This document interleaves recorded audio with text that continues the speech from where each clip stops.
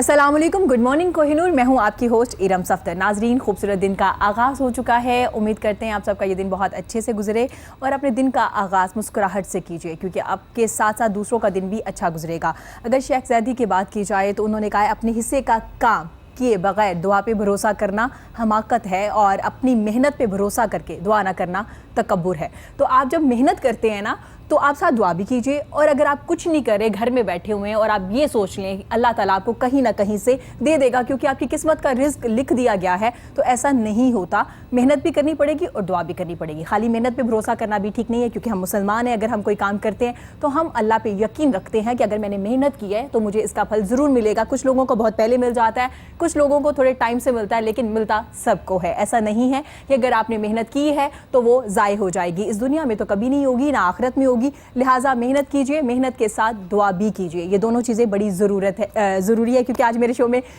Show से पहले भी बात चल रही थी कि किस्मत और कितनी ज़रूरी होती है और मेहनत कितनी ज़रूरी होती है। इस बारे में भी आज हम बात करेंगे। लेकिन आज हम बात करेंगे सोशल मीडिया की। सोशल मीडिया का जब नाम आता है तो हमारे जहन में फ़ौरन से आता है फेसबुक, इंस्टाग्राम, जिसमें हम दूसरे लोगों की पिक्चर्स देख के लाइक कर रहे होते हैं, खुश हो रहे होते हैं। कभी कभी कॉम्प्लेक्स में भी चले जाते हैं, क्योंकि हमें लग रहा होता है हम तो कुछ नहीं कर रहे, लोग बहुत कुछ कर रहे हैं। एक तो होगी ये इसकी साइट सोशल मीडिया की। दूसरी चीज़ है कि बिज़नेस को कैसे प्रमोट किया जा सकता है सोशल मीडिया पे, फेसबुक पे, इंस्टाग्राम पे। कैसे लोग अपने आप को प्रमोट कर रहे हैं, कैसे सिंगर अपने आप को प्रमोट कर रहे हैं, कैसे जो एक्टर है वो अपने आप को प्रमोट कर रहे हैं। इसकी एक साइट टिकटॉक भी आता है, जहाँ पे आप अक्सर देखते हैं बहुत टैलेंट है। टैलेंट के साथ साथ और भी बहुत सी चीज़ें हैं, वो उसके हैं साइड इफ़ेक्ट्स, क्योंकि हर चीज़ के कुछ ना कुछ साइड इफ़ेक्ट्स भी होते हैं। लेकिन आज हम बात करेंगे सोशल मीडिया के बिज़नेस के बारे में। इसके अलावा हम बात करेंगे थिएटर की, रेडियो की, फिल्म की, कि फिल्म पढ़ना कितना ज़रूरी है। इसके अलावा हम बात करेंगे आज अपने प्रोग्राम में ट्रेनिंग की। लोगों की ट्रेनिंग कितनी ज़रूरी है। एक कंपनी में अगर एक डिपार्टमेंट है, वहाँ पे जो लोग मौजूद हैं उनके बिहेवियर कैसे होने चाहिए, कैसे उन्हें डील करना चाहिए, अपने जूनियर्स को, अपने सीनियर्स को। बच्चों के बारे में बात करेंगे। करियर काउंसलिंग क्या होती है और कब स्टार्ट होनी चाहिए। क्या जब हम कॉलेज में एडमिशन लेने जाते हैं तभी उस वक्त हमें जाना चाहिए कि हाँ करियर काउंसलिंग क्या है, या उससे पहले हमारा माइंड सेट हो जाना चाहिए कि हमें क्या पढ़ना है और किस फील्ड में जाना है। इसके अलावा आज हम अपने प्रोग्राम में अक्सर सिंगर की बात करते हैं। आज प्रोग्राम में सिंगिंग के अलावा बात करेंगे कंपोजिंग की बात करेंगे कि कंपोज कैसे किया जाता है, एक गाने को लिखा कैसे जाता है। एक सिंगर क्या कंपोज़र भी हो सकता है और शायर भी हो सकता है। इस बारे में भी आज हम बात करेंगे। मेरे साथ मेरे पहले मेहमान जो मौजूद हैं वो पाकिस्तान के पहले फाउंडर हैं फेसबुक इंस्टाग्राम मार्केटिंग कंपनी के Hamad. Thank you so much Hamad, कैसे हैं आप?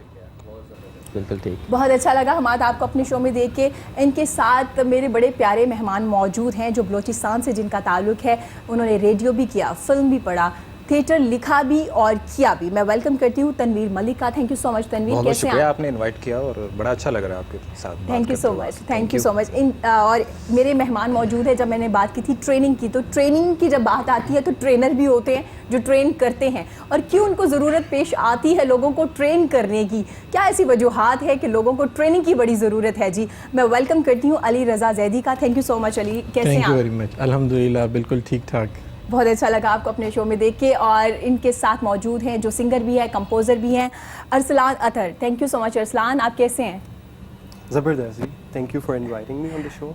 बहुत शुक्रिया आप सबका। अगर प्रोग्राम का आगाज़ करूं इस गुफ्तगू से, आपने बलोचिस्तान से आपका ताल्लुक़, पंजाब में आ चुके हैं आप, रेडियो किया। रेडियो के बारे में बात करूं, क्या आज का रेडियो पहले के रेडियो जैसा है? जैसे हम एक आवाज़ का रिश्ता होता था अपने सुनने वालों के साथ, क्या आज भी इतना अट्रैक्शन है रेडियो में? अच्छा, इसमें दो चीज़ें कर लें कि एक रेडियो पाकिस्तान जी और एक दूसरा रेडियो जो पैरेलल चल रहा है। जहाँ तक रेडियो पाकिस्तान का ताल्लुक़ है, चूँकि मेरा ताल्लुक़ रेडियो पाकिस्तान से रहा है और जब मैं कॉलेज में था तो मैं रेडियो पाकिस्तान कोयटा ज्वाइन कर लिया था। तो हमारे रेडियो के बारे में हमेशा से यही चीज़ कही जाती थी कि ये इंस्टीट्यूट है, एक एकेडमी है, जहाँ आके आप ना सिर्फ बात करना सीखते हैं जी, अपनी उर्दू दुरुस्त करते हैं जी, अपने स्ट्रेस एंड पाजेस दुरुस्त करते हैं और यहाँ तक कि एथिक्स भी सीखते हैं, हमें ये बताया जाता था जी। तो रेडियो पाकिस्तान की जो लेगेसी थी, जो स्टैंडर्ड था, जो क्वालिटी ब्रॉडकास्टिंग थी, वो आज भी है। अब आपने कहा कि जो आवाम का रेडियो के साथ रिश्ता है, चूँकि ये हमारे साथ बैठे हैं, सोशल मीडिया आ चुका है, और इंटरनेट आ चुका है, यूट्यूब आ चुका है। तो अब लोग क्या करते हैं कि वो 2 घंटे का एक शो है तो वो कहते हैं यार इसकी बातें फॉरवर्ड तो हो नहीं सकती, गाना ही सुनना है ना, हम यूट्यूब पे चले जाते हैं या किसी जगह पे गूगल पे जाके गाना सुन लेते हैं। अब रेडियो का जहाँ तक ताल्लुक है तो रेडियो किसी ज़माने में एक जो कम्युनिटी होती थी, जैसे हम कहते हैं कि पंजाब इंटीरियर एरियाज़ में हुक्का होता है, लोगों को इकट्ठा करता है, 5-7 बुजुर्ग बैठ जाते थे। बिल्कुल। रेडियो सेट ऐसा था जब टेलीविज़न से पहले हमारे यहाँ रेडियो था, और टेलीविज़न को जितने स्टार्स दिए वो रेडियो ने दिए। अगर मैं आपको कुछ नाम बताता हूँ, मुस्तफ़ा कुरैशी साहब फिल्म के, वो हैदराबाद रेडियो में प्रोड्यूसर थे। इसी तरह अगर आप दीगर बड़े बड़े आर्टिस्ट का नाम लें, उन्होंने रेडियो से उनका ताल्लुक था। मोहम्मद अली साहब का ताल्लुक रेडियो से था, कबीर खान साहब का ताल्लुक रेडियो से है, फिर दोस्त जमाल साहब का ताल्लुक रेडियो से, आबिद अली साहब का ताल्लुक रेडियो से। इस तरह लातादाद बड़े नाम यहाँ से जाते थे, ट्रेन होकर वहाँ चले जाते थे। बिल्कुल। यूँ कह ले कि रेडियो पाकिस्तान एक एकेडमी था जो एक्सप्लोर करता था स्टार्स और उसको वहाँ से वहाँ भेज देता था। इस दौरान क्वालिटी भी रही है, लिसनर जो था वो सुनता था, वो इन्फॉर्मेशन उसको मिलती थी, एजुकेशन मिलती थी, और सनसनी नहीं थी। मतलब सनसनी नहीं देते थे कि आप ये हो गया है और कोई मतलब बहुत बड़ा वाकया हो गया, एजुकेट करता रहा। तो रेडियो ने कम्युनिटी को जोड़े रखा। जैसे जॉइंट फैमिली सिस्टम टूटा है ना जब, तो रेडियो भी टूट गया लोगों से। अब हर एक के पास खुद अपने रेडियोज़ हैं। पहले एक टीवी होता था, अब हर एक की जेब में टीवी है। दुनिया चेंज हुई ना, तो लिसनिंग से ज़्यादा लोग व्यूअर्स हो गए हैं आहिस्ता आहिस्ता।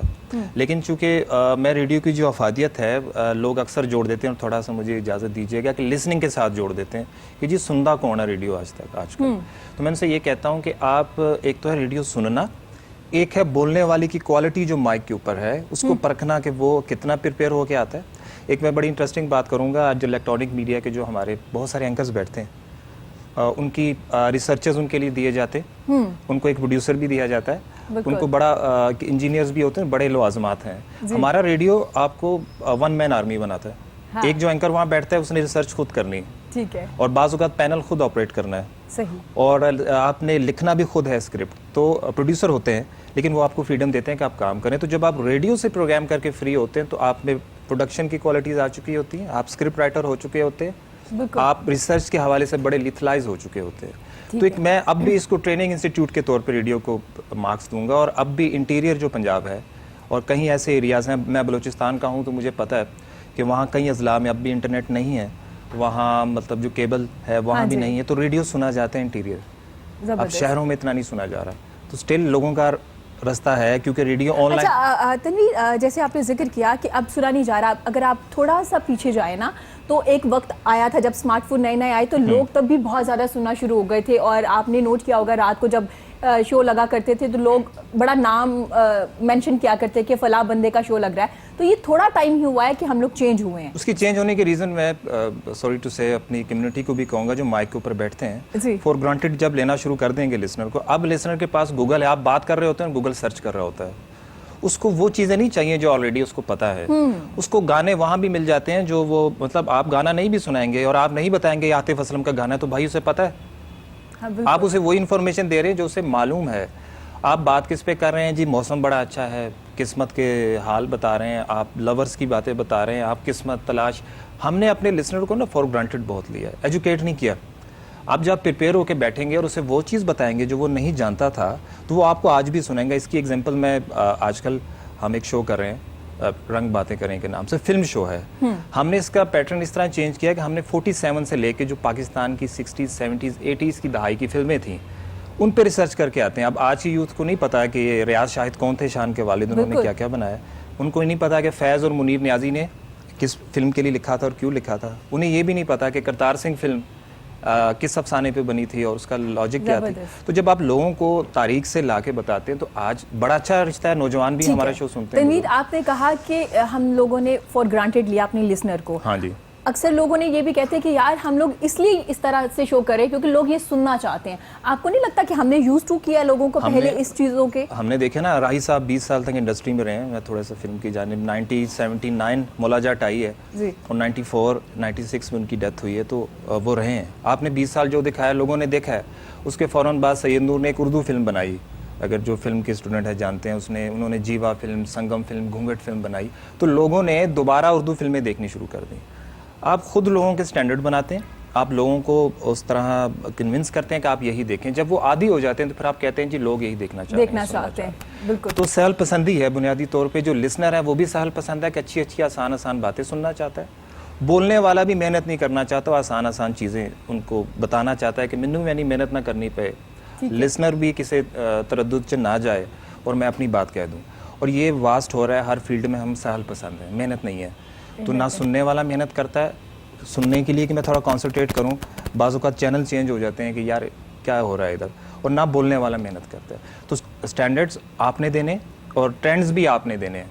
इस मुल्क के अंदर ट्रेंड्स आए हैं बड़े सारे और दिए गए हैं, लोगों को फॉर्मेशन की गई है दिमाग के ज़रिए कि यही देखना है, यही खाना है आपने और यही पहनना है। ठीक हो गया। तो ये ऐसा हमने ही सेट किया है, हमने सेट किया, हमने खुद सेट किया है जी। हम अपनी सोसाइटी को क्यों ब्लेम करें, हम सब मिलके कसूरवार हैं इस चीज़ के भी। अगर बात की जाए सोशल मीडिया की, तो सर आपकी पहली कंपनी है, मार्केटिंग कंपनी फेसबुक इंस्टाग्राम, ये कहाँ से आइडिया आया और कैसे आप और आपकी मिसेज रन करी है इस कंपनी को, थोड़ा सा इस बारे में बताइएगा हमें। बेसिकली हमारी शादी के बाद हमने सोचा कि हम दोनों मिलके क्या बिज़नेस स्टार्ट कर सकते हैं जो थोड़ा सा नया भी हो और मॉडर्न हो और जिसकी मार्केट में ज़रूरत भी हो। ठीक है। तो मेरी मिसेज़ हैं वो कंटेंट मार्केटिंग की एक्सपर्ट थी और मैं सॉफ्टवेयर इंजीनियरिंग की थी, मेरी सॉफ्टवेयर कंपनी थी। तो हमने कहा दोनों मिलके कुछ एक काम करना चाहते हैं तो कैसे करें जी। तो फिर उस पर हमने वर्कआउट किया। तो we came up with the idea कि we go for a specialised company जिसमें फेसबुक और इंस्टाग्राम को देखा जाएगा। क्योंकि नॉर्मली जो डिजिटल मार्केटिंग कंपनीज़ होती हैं वो सब चीज़ों को कवर करती हैं, वो गूगल को भी कवर करती हैं, पिंटरेस्ट को भी, लिंक्डइन को भी, सबको कवर करती हैं। लेकिन स्पेशलाइज्ड कंपनी का कॉन्सेप्ट के ऊपर हम आए कि फ़ेसबुक और इंस्टाग्राम स्पेशलाइज्ड हम करेंगे। फिर मेरी मिसेज़ ने ब्लूप्रिंट सर्टिफिकेशन होती है फेसबुक की, हाईएस्ट लेवल सर्टिफिकेशन है, वो पहली खातून बनी फेसबुक ब्लूप्रिंट सर्टिफाइड हुई। फिर उसके बाद हमने फेसबुक इंस्टाग्राम मार्केटिंग का काम स्टार्ट किया तो फेसबुक ने हमें अप्रोच कर लिया। फिर फेसबुक के साथ हम मल्टीपल प्रोजेक्ट्स कर पाए, जिसके अंदर हमने एक ब्लड डोनेशन फ़ीचर के ऊपर काम किया, जिसके अंदर लाइक आपने देखा होगा फेसबुक के ऊपर looking for all positive blood donor, तो उसमें हमने फेसबुक की टीम के साथ काम किया। दैन मिनिस्ट्री ऑफ हेल्थ के अंदर आती है SBTP, उनके साथ मिलके पूरे पाकिस्तान में वो फ़ीचर रोल आउट किया। इसकी वजह से इतना फ़ायदा हो रहा है कि अब किसी को ब्लड डोनर चाहिए तो वो मिल पाता है। ये फेसबुक के साथ हमने मिलके किया। फिर हमारा गोल था कि पाकिस्तान को ज़रा हम ऊपर लेके आएँ, इंटरनेशनल भी उसको मनवाएँ। तो उसमें हमने काफ़ी मेहनत की। तो हमारी केस स्टडीज़ को दूसरी कंट्रीज़ के ऊपर देखा गया और इसके लिहाज से फिर फर्दर कंट्रीज़ में अप्लाई किया गया। इसके अलावा हमारी दूसरी पार्टनरशिप थी वो ख़वातीन के पॉइंट ऑफ व्यू से थी, जो ख़वातीन घर से काम कर रही हैं या जो जिन्होंने थोड़ा बहुत काम स्टार्ट कर भी लिया हुआ है, तो उनको हेल्प किया जाए। क्योंकि हमें अंदाज़ा है कि जो ख़वातीन हैं अगर वो इकॉनमी में पार्टिसिपेट करें तो इकॉनमी ग्रो करती है। सिर्फ एशिया पैसिफिक का अगर देखा जाए तो $80 बिलियन की इकॉनमी ग्रो हो सकती है अगर ख़वातीन काम करना स्टार्ट करें। तो हमने फेसबुक के साथ मिलके ये प्रोजेक्ट स्टार्ट किया, इसका नाम शी मीन्स बिजनेस है। इसमें हम ख़वातीन को free of cost trainings provide करते हैं कि वो अच्छा, अपने मैं बिजनेस को यहाँ से कैसे ग्रो पूछना कर चाहूँगी, सकें। आप फेसबुक के ऑफिस गए, आप और आपकी मिसेज, आपके साथ भी कुछ लोग थे, ट्रेनिंग दी गई, किस तरह की ट्रेनिंग दी गई? जी बेसिकली जब हमारी पार्टनरशिप हुई उनकी शी मीन्स बिजनेस प्रोजेक्ट के ऊपर, तो उन्होंने हमें अपने ऑफिस में इनवाइट किया। हम उनके ऑफिस में गए तो हमारी 5 डेज़ की ट्रेनिंग थी। इसमें उन्होंने सारी ट्रेनिंग हमें दी, ऑफिशियली ट्रेनिंग दी। फिर हमें फेसबुक सर्टिफिकेशन दी। वो सर्टिफिकेशन बेसिकली प्रोग्राम था जो हमने शी मीन्स बिजनेस में ख़वातीन को हमने हेल्प करनी थी, सपोर्ट करनी थी, उसके अंदर वो ट्रेनिंग प्रोग्राम था। और बेसिकली इसमें हमने ये सिखाया गया कि प्रॉपर वेज़ क्या हैं फेसबुक मार्केटिंग करने के, लीगल वेज़ क्या हैं जो कि नॉर्मली लोगों को नहीं पता होते। ठीक हो गया, ये आपको ट्रेनिंग दी गई। अगर ट्रेनिंग की बात चल रही है तो मेरे साथ ट्रेनर भी मौजूद हैं। सर, आप HR डिपार्टमेंट को ट्रेनिंग देते हैं।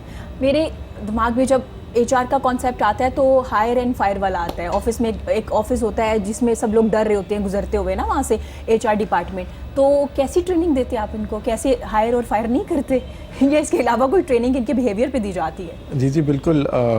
देखें आजकल एक कॉन्सेप्ट है जिसको कहते हैं कि you hire for attitude and train for skills. So आपको जो है वो लोगों को उनके एटीट्यूड के ऊपर जब आप हायर कर लेते हैं, then you need to train them on certain skills which are required for any particular job. ठीक है। वो भले अगर कंपोजिंग है, वो सोशल मीडिया है, वो एक्टिंग है, वो एंकरिंग है, you just name it, any हाँ जी। प्रोफेशन, उसकी एक ख़ास स्किल सेट, एक ख़ास कॉम्पिटेंसीज़ जो हैं वो चाहिए होती हैं, और उन कॉम्पिटेंसीज़ की बेसिस के ऊपर आपको जो है वो गाए बगाए जो है वो ट्रेनिंग की ज़रूरत होती है। और वही काम जो है वो हमारा होता है कि we are part of HR department, और हम लोग जो हैं वो जो उस कंपनी के एम्प्लॉयज़ हैं उनको गाए बगाए याद कराते रहते हैं कि यार ये कॉम्पिटेंसीज़ हैं, या ये स्किल सेट है, या ये वो बिहेवियर्स है विच इज़ डिज़ायरेबल, जिसकी वजह से आपकी परफॉर्मेंस जो है वो बेहतर होगी, और आपकी परफॉर्मेंस बेहतर होगी तो ऑफ कोर्स कंपनी की परफॉर्मेंस बेहतर होगी। सो बेसिकली ट्रेनिंग का मकसद जो है वो लोगों की याद दहानी कराना है, और मैं बिल्कुल एग्री करता हूँ भाई ने जब ये कहा कि जो है वो लोग कंटेंट के ऊपर काम नहीं करते हैं। अच्छा, कंटेंट जो है वो अगेन ट्रेनिंग के अंदर भी ये चीज़ जो है वो बहुत इम्पॉर्टेंट है, बिकॉज कंटेंट जो है वो आपको जब नहीं मिलेगा किसी भी ऑडियंस को तो वो आपको नहीं जो है वो सुनना चाहेंगे।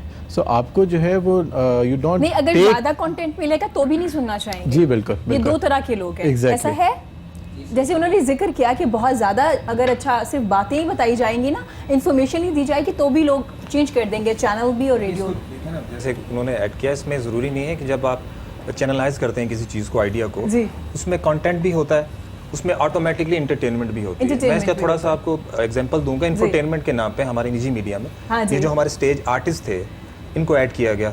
इंफोटेनमेंट भी है और उनके जरिए आप कंटेंट भी पहुंचा रहे हैं। Exactly. तो ये देखने का ट्रीट कैसे करना है कंटेंट। एग्जैक्टली जी, इसी के ऊपर जो है वो जो आपने इंफोटेनमेंट की बात की, तो एक हमारे इंडस्ट्री में एक कॉन्सेप्ट चल रहा है, इसको एडुटेनमेंट बोलते हैं। अच्छा। कि उसको एजुकेशन एंड एंटरटेनमेंट जो है वो आपको मिक्स करके, so you know they create an environment, because किसी भी लर्निंग के लिए learning to you know to make it happen you need an environment.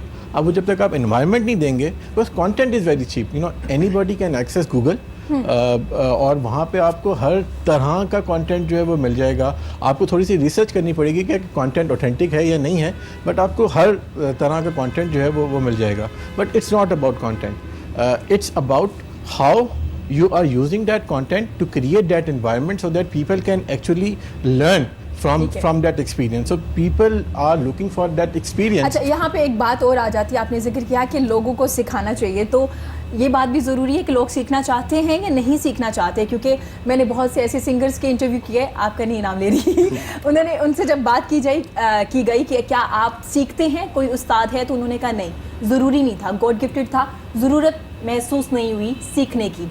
YouTube से सीख लिया, गूगल कर लिया, तो फिर वहाँ पे बात दोबारा फिर आ जाती है कि क्या लोग सीखना चाहते हैं। जी बिल्कुल, इसको हम अपनी ज़ुबान में कहते हैं कि लर्निंग एटीट्यूड। तो जो लर्निंग एटीट्यूड जो है वो आई थिंक ये बहुत की स्किल है, if you ask me, because जिन लोगों के अंदर ये लर्निंग एटीट्यूड नहीं होता, तो वो जो गॉड गिफ्टेड स्किल होता है तो उसके ऊपर एक ख़ास लेवल पे जाके वो अपने आप को कैप कर लेते हैं। They because of that you know talent जो कि गॉड गिफ्टेड है, उसकी वजह से वे ख़ास लेवल तक पहुंच जाते हैं, but they can't grow beyond that level, because उन्होंने वो वाली जो एक अपनी लर्निंग एटीट्यूड है उसको उन्होंने बंद कर दिया हुआ। They want to listen to anybody. वो कहते हैं कि मुझे सब कुछ पता है। We call them know it all people. तो उनका जो है वो ऑफ कोर्स एक ख़ास लिमिट तक एक कैरियर प्रोग्रेस करता है, उसके बाद फिर देन यू विल सी कि वो दे विल फेड आउट। ठीक हो गया। अरसलान से पूछेंगे, अरसलान कब से गा रहे हैं आप, और क्या सिंगर बनना था, कंपोज़र बनना था, या नहीं इसके अलावा कुछ सोचा था? मैं वैसे अब आप पूछ रही हैं तो मैं क्रिकेट खेला करता था, प्रोफेशनल क्रिकेट खेली है मैंने 8 साल, और मेरे काफ़ी सारे साथ के खेले हुए पाकिस्तान खेले हैं, 2 तो कप्तान हुए, बजर अली दोबारा बन गए हैं कप्तान। हाँ जी, टेस्ट क्रिकेट। हाँ जी, तो वो because of an injury I had to leave cricket. मैं I was a fast bowler, और फास्ट बॉलर्स को कमर की इंजरी हो जाए तो उनका करियर ख़त्म हो जाता है, तो वो ख़त्म हो गया क्रिकेट का करियर। एंड मैंने बेसिकली 2002 में अपना पहला गाना कंपोज किया था। My grandfather was a poet, तो गाता तो कोई नहीं था फैमिली में, तो बिल्कुल अंदाज़ा मुझे भी नहीं था कि अल्लाह मैंने ये गिफ्ट दिया हुआ है। तो और जो पहली कॉम्पोजिशन बनाई वो it came out of nowhere, अल्लाह मियां की तरफ से वो आई, और उसके बाद क्रिकेट साथ साथ चल रही थी। और फिर जब क्रिकेट छोड़ी तो उसके बाद म्यूज़िक की तरफ ज़रा ज़्यादा तवज्जो हो गई। अच्छा, वैसे ज़्यादातर जो क्रिकेटर होते हैं ना, क्रिकेट के बाद ना ज़्यादातर अगर आना हो ना किसी फील्ड में तो मूवीज़ एक्टिंग वगैरह में आते हैं, आप सिंगिंग में आ गए। मैंने आपको बताया ना कि ये it comes naturally to me. मैंने कभी सोचा ही नहीं था कि मैं कंपोज कर सकता हूँ या मैं गा सकता हूँ। तो वो अल्लाह मियां की तरफ से एक वो प्रोसेस स्टार्ट हुआ, एक कनेक्शन था, और उसके बाद अभी तक मतलब मैं आप कह लें कुछ कम से कम 35-40 गाने बना चुका हूँ। ज़बरदस्त, माशाल्लाह। अच्छा अरसलान, मैंने सीखने की बात की थी जी। क्या सीखना ज़रूरी होता है? जी बिल्कुल, बहुत ज़रूरी होता है, बहुत ज़रूरी होता बहुत ही ज़रूरी होता है। अल्लाह मियां ने तो जो आपको स्किल दी है वो अल्लाह मियां का गिफ्ट है, लेकिन अब आप उसको फर्दर कितना पॉलिश करते हैं ये आप पे डिपेंड करता है। जिस तरह अभी बात कर रहे थे वो कि लर्निंग एटीट्यूड अगर आपका ना हो तो एक कैप आ जाता है आपका, and that's absolutely correct. Singing में भी, इवन दुनिया के किसी भी फील्ड में ये चीज़ अप्लाई करती है। तो सीखना तो बहुत ज़रूरी है। ये ज़रूरी नहीं है कि अब आप जो है वो सारी उम्र किसी एक उस्ताद के पास जाके ही सीख सकते हैं, ऐसा नहीं है। आप बेसिक ट्रेनिंग लें और उसके बाद सेल्फ लर्निंग अगर आप करना चाहते हैं तो you can carry on, but to start with you have to have a teacher. मतलब हम लोग जब दुनिया में आए थे तो हमें दुनिया में चलना फिरना खाना उठना बैठना हमारे वालिदैन ने सिखाया था, हमने सीखा। और अब हम ये समझते हैं कि शायद हमने खुद ही सीख लिया।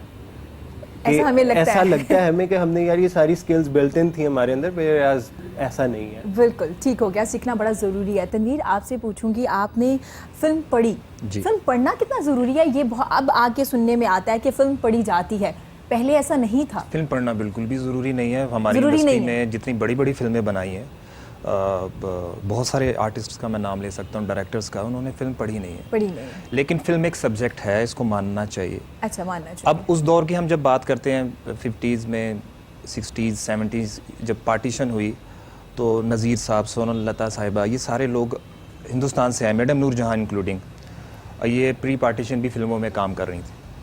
उस वक्त प्रैक्टिकल स्किल से सीखा जाता था। फिल्म असल में हमारा नहीं है ना, ये उन्होंने बनाया हुआ है, उन्होंने पे इसके रूल्स सेट कर दिए हैं। जैसे जैसे दुनिया में तब्दीली आई है, तरक्की आई है, कैमराज चेंज हुए हैं, एडिटिंग स्किल बढ़ी है, फिर ग्राफिक्स आ गए हैं, इस तरह की चीज़ें आते आते ये एक एकेडमिक स्टडी बन चुकी है। अगर आप ये कहें कि ज़रूरी है, जी नहीं ज़रूरी, मगर अच्छी फिल्म बनाने के लिए पढ़ भी लें तो अच्छा है। जैसे आप कहें कि चाय पीना है, जी पीनी, अच्छी चाय पीनी है तो फिर दूध पत्ती बना दो। आप अगर अच्छी चीज़ करना चाहते हो तो आप जान लेंगे उसके बारे में तो ज़्यादा बेहतर है। अब हमारे यहाँ ये अच्छा हुआ है कि गुज़श्ता चंद सालों से NCA में फ़िल्म पढ़ाई जा रही। अब कहीं कहीं गवर्नमेंट कॉलेज में भी फिल्म का शुरू हुआ। फिर पंजाब यूनिवर्सिटी में मैस कम्युनिकेशन के सब्जेक्ट के अंदर कहीं रख के फ़िल्म पढ़ा दी जाती है। तो जब एक चीज़ करनी है तो फिर मॉडर्न तकाज़ों के मुताबिक इसको पढ़ना ज़रूरी है। लेकिन ये मैं साथ साथ कह रहा हूँ कि इस मुल्क में जितनी बड़ी बड़ी फिल्में हैं बनाई गई हैं, शबाब किरानवी साहब हैं, रियाज शाहिद साहब हैं, सैयद नूर साहब हैं, और इस तरह नज़र शबाब साहब हैं, और इस तरह और बड़े जो डायरेक्टर थे उन्होंने फ़िल्म पढ़ी नहीं थी, लेकिन उन्होंने 10-10 साल प्रैक्टिकली एक्सपीरियंस में लगाए थे। अब कोई ये कहे कि मैं फ़िल्म पढ़ता भी नहीं और मैं किसी का असिस्टेंट डायरेक्टर भी नहीं बनता और मैं घर से निकलता हूँ और मैं फ़िल्म बनाता हूँ, तो फिर आप फिल्म बनाइए, फिर आप पॉपकॉर्न्स लाइए, LED पे लगाइए और कहले देखिए 7 बच्चों को। ऐसे लोग हैं जिन्होंने ऐसे किया है, जिन्होंने बहुत सारे लोग हैं आजकल इंडस्ट्री में। मैं अर्ज़ करना चाह रहा था, हमारे साथ सोशल मीडिया के भाई भी बैठे हुए भी, मैं इस प्रोग्राम से पहले कह रहा था, किसी ज़माने में जब मैं अखबार में रिपोर्टर होता था या जर्नलिस्ट होता था तो प्रिंट मीडिया की अहमियत थी, इलेक्ट्रॉनिक मीडिया इतना हाई पे नहीं आया था, तो हम प्राउड, तनख्वाहें इतनी नहीं होती थी जी कि हम दिखाते, हम कार्ड दिखाते थे और कहते थे चौड़े होकर हम रिपोर्टर हैं, हम जर्नलिस्ट हैं। अब आप फेसबुक ऑन करते हैं, आपकी फ्रेंड लिस्ट में 80 साल से लेकर 10 साल का बच्चा तक जर्नलिस्ट है। वो वीडियो ऑन करता है और वीडियो के बाद वो बताना शुरू कर देता है, ये देखें जी ये कचरा पड़ा हुआ है। जबरदस्त उनको नाम दे दिया गया ब्लॉगर का, सिटीजन जर्नलिज्म आ गया। हाँ जी, ब्लॉगर भी हैं। मैंने पिछले दिनों एक ब्लॉग लिखा था, इसमें मैंने लिखा था फेसबुक के कॉमरेड्स, फेसबुक के सूफीज, फेसबुक के स्कॉलर्स। जबरदस्त। क्योंकि इसमें ये होता है कि हमारी जो फ्रेंड लिस्ट होती है उसमें 350 लोग होते हैं, उसमें 200 हमारे अजीज़ रिश्तेदार होते हैं। मेरे अजीज़ों ने मुझे कभी डिसहार्ट नहीं करना होता, मैंने जो लिखा उन्होंने कहा ज़बरदस्त लिखा है। हमारी फ्रेंड लिस्ट में स्कॉलर्स नहीं होते जो क्रिटिकली जांच परख के आपको बताएंगे शेर ये ब्लॉग अच्छा है। हम अपने जो फॉलोअर्स हैं ना उनको क्रिटिक समझ के उनके एप्रिसिएशन के ऊपर संजीदा हो जाते हैं कि जी मैं तो बन गया। अब जो डाउनफॉल आ रहा है, एक तो डाउनफॉल आया, जैसे मैं थोड़ी इजाज़त दें तो हमारी 90s में हॉकी एक नंबर ज़बरदस्त है, हम नंबर 1 थे, हमारी क्रिकेट नंबर 1 थी, हमारी पॉप इंडस्ट्री नंबर 1 थी, हमारी क्रिकेट फिल्म अभी भी है कहीं ना कहीं। 90 की दहाई के साथ जो है कुछ भी नहीं रहा। हमने कहा जी हॉकी में हम क्यों पीछे रह गए, आस्ट्रो टर्फ खत्म हो गया जी, हम घास पे दौड़ते थे, अब कालीन पे आ गए, तो इसलिए हॉकी इसलिए ख़राब नहीं हुई है भाई। आपकी जो ग्राउंड लेवल पे जो लोग आते थे ओरिजिनल आते थे। अब सोशल मीडिया, एक इलेक्ट्रॉनिक मीडिया ने ये ज़्यादती की है, मैं इसको थोड़ी ज़्यादती कहूँगा कि कोई भी शख्स उल्टी सीधी हरकतों से सोशल मीडिया पे हिट होता है, उसको बुला लिया जाता है शोज़ में। मैं बहुत सारे नाम नहीं लेता हूँ। जी जी जी, मुझे उसको समझ बुला आ लिया गई है। और वो सेलिब्रिटीज़ बन जाते हैं। तो हम जैसे लोग सोच रहे होते इतने इतने साल यार अपना आप रगड़ दिया, तो फिर मैं क्यों ना करूं, मैं बाल मंडवा के टेंट करा के कोई ऐसी चीज़ बना लेता हूं, या मैं कान पे गुब्बारे बांध के ज़ोर से चीखता हूं, मेरे 3000 फॉलोअर हो जाएंगे, 2500 कमेंट्स हो जाएंगे और मुझे फ़ौरन इलेक्ट्रॉनिक मीडिया बन। अच्छा, एक ये वाले लोग भी होते हैं और आजकल चेक किया जाता है फॉलोअर्स किसके ज़्यादा हैं, किसी लड़की के लड़के के, उनको इनवाइट किया जाता है। अगर आप कोई बिजनेस कर रहे हैं तो भी उनको इनवाइट कर लेते हैं कि ये लोग आएंगे, तो कहीं ना कहीं उनको ब्लॉगर का नाम दे दिया जाता है, कभी कुछ भी। अब ब्लॉगर बुनियादी तौर पे देखें ना, वीलॉगिंग या ब्लॉगर कहाँ से आया और उसकी बेसिक्स क्या हैं। अब जो आपने ब्लॉग लिखा है, आपने ब्लॉगर तो कह दिया, वो ब्लॉगर की उस पर पूरा उतरता है। बिल्कुल। जो कंस्ट्रक्शन ऑफ सेंटेंस है वो है, थॉट्स है, इंट्रो है, एक्सट्रो है, कोई नहीं परखेगा। तो अब आसान काम है, आप पॉपुलर स्टेटमेंट्स उठाएं जो लोगों को पसंद आती हैं, और एक तज़हीक आमेज़। हमारा जो सोशल मीडिया है इस वक्त नरगिसियत, अज़बियत, तज़हीक से गुजर रहा है। हम मज़ा को फील करते हैं। आप आज भी किसी गोरे की फेसबुक पे चले जाएं, उसने कोई लेमन जूस और ऑरेंज जूस के फ़वाइद लिखे होंगे और एक पोस्ट की होगी 1 महीने पहले, और दोबारा वो नहीं आया होगा। हमारे यहाँ तो घंटे पहले एक पोस्ट आती और उसी एक ही शख्स के ऊपर, आपको समझ नहीं आती उसकी आइडियोलॉजी क्या है। अच्छा। उसी की पोस्ट के ऊपर जनाब खाने के फ़वाइद आ रहे होते हैं, उसी की पोस्ट के ऊपर ड्रेसिंग के आ रहे होते हैं, उसी की पोस्ट के ऊपर एक पार्टी का बात आ रही है, उसी की पोस्ट के ऊपर दूसरी पार्टी की बात। हमारी वॉल ही समझ नहीं आती कि हम स्कॉलर हैं, हम पॉलिटिशियंस हैं, हम आर्टिस्ट हैं, हम राइटर हैं, हम क्या हैं। तो बेसिकली आप कोई पूछना चाहे किसी हमारी एज ए कौम शख्सियात को जानना है तो कुछ भी ना करें, ना नादरा के पास जाएं, ना इनकी आप लिटरेसी रेट चेक करें, इनकी वॉल्स चेक करना शुरू कर दें। ज़बरदस्त। तो आप ज़्यादा कंफ्यूज हो जाएं। अच्छा, ऐसा ट्रेंड भी स्टार्ट हुआ था जब रिश्ते होने शुरू हुए थे ना, तो लोग जल्दी से पूछते थे कि आपका फेसबुक आईडी है, इवन के सास ससुर भी, और वो फ़ौरन से सर्च कर लेते थे कि आजकल क्या हो रहा है और क्या किया जा रहा है। ये किसी हद तक ये साइकोलॉजिकली फिनोमेना है, लोग नहीं मान रहे इस चीज़ को, लेकिन जब तक अब नई एक चीज़ इंटर होगी है, टिकटॉक उसे कहते हैं। अब वो टिकटॉक के ऊपर माशाल्लाह मैं कई दफ़ा विज़िट करता हूँ और कोई जी जेलिसी नहीं है किसी के हिट होने से। अब मसला ये है कि वहाँ जो मशहूर होने के पैमाने हैं वो थोड़े से तशवीशनाक हैं कि कौन किस तरह मशहूर होना है। लोग ये सोच रहे हैं उल्टी सीधी शक्लें बना के मशहूर होना है, छत से छलांग मार के होना है। आप वाक़यात हुए सेल्फ़ी ट्रेन के सामने बनाते हुए, टिकटॉक वीडियो बनाते हुए, गुजरात में बच्चे ट्रेन के नीचे आ रहे हैं, आप लोग बिल्डिंग से नीचे गिर रहे हैं। अब इस तरह मशहूर होना चाहते हैं कि ट्रेंड चल गया। पिछले दिनों एक बच्चा दानियाल इस्लामाबाद में, वो एक्सीडेंट हुआ, फास्ट स्पीड में क्यों जा रहा था कि टिकटॉक पे चैलेंजेस चले हुए थे कि यार तेज़ आपने कट्स मारते हुए जाना है। अब वहाँ की जो हमारी यंग जनरेशन है वो सारी की सारी 18 और 25 साल की वहाँ चली गई है। वहाँ के रूल्स वहाँ के अब तक कोई सेट नहीं हुए। जैसे हमारे यहाँ फेसबुक अभी तक आपकी बात से मैं एग्री कर रही हूँ। ये जो आप जिक्र कर रहे हैं टिकटॉक पे फेमस होने के तरीके जो हैं बताए जा रहे हैं कि किस तरह से आप फेमस हो सकते हैं, लेकिन जब इनसे बात की जाती है ना तो वो कहते हैं कि हमारे में टैलेंट है लेकिन कभी हमें किसी ने प्रमोट नहीं किया, तो हमारे पास एक प्लेटफॉर्म है जिस पे मैं कहता हूँ फिर शान को, बाबर अली को, फवाद खान को, इन सबको मेहनत ही नहीं करनी चाहिए थी ना। आमिर खान, सलमान खान को इतनी बॉडीज़ वगैरह, वो आए टिकटॉक पे और मशहूर हो जाएं। अगर ये सब इतना आसान है जितना हम कर रहे हैं, ठीक है, मिसाल के तौर पे आप किस किस्म का लोगों को दे रहे हैं, मतलब क्या देना चाह रहे हैं लोगों को? आज से 10 साल बाद आप क्या लोगों को प्रेजेंट करेंगे कि मेरे पास क्या है? वक्ती तौर पे आप हीरोज़ बनाइए और वो चंद सालों बाद, इवन मैं एक आदमी का नाम लेना चाहूँगा, एक साहब हैं भोला रिकॉर्ड, वो शख्स अगर इस मुल्क में हीरो बन सकता है ख़ास रीजनिंग की वजह से, तो इस कौम की ज़हनी हालत क्या चलेगी जब उसकी वीडियो के नीचे मैं 5000 कमेंट देखता हूँ और एक स्कॉलर की वीडियो के नीचे कहते हैं ना कि शुक्रिया और अपने कमेंट्स मिला के 25, कहते लोगों के दिए 13 नाइस और मेरे मिला के 25 कमेंट बने ना थैंक्स के। तो जब ये होगा और भोला रिकॉर्ड सुपर हिट सेलिब्रिटी हो जाएगा, और मैं और दो तीन लोगों के नाम नहीं लेता, तो फिर आप इस मुल्क में क्या चाहेंगे? संजीदा शायर कोई आए, राइटर कोई आएगा, कोई सिंगर आएगा? नहीं आएगा। कैसे आएगा? ठीक है।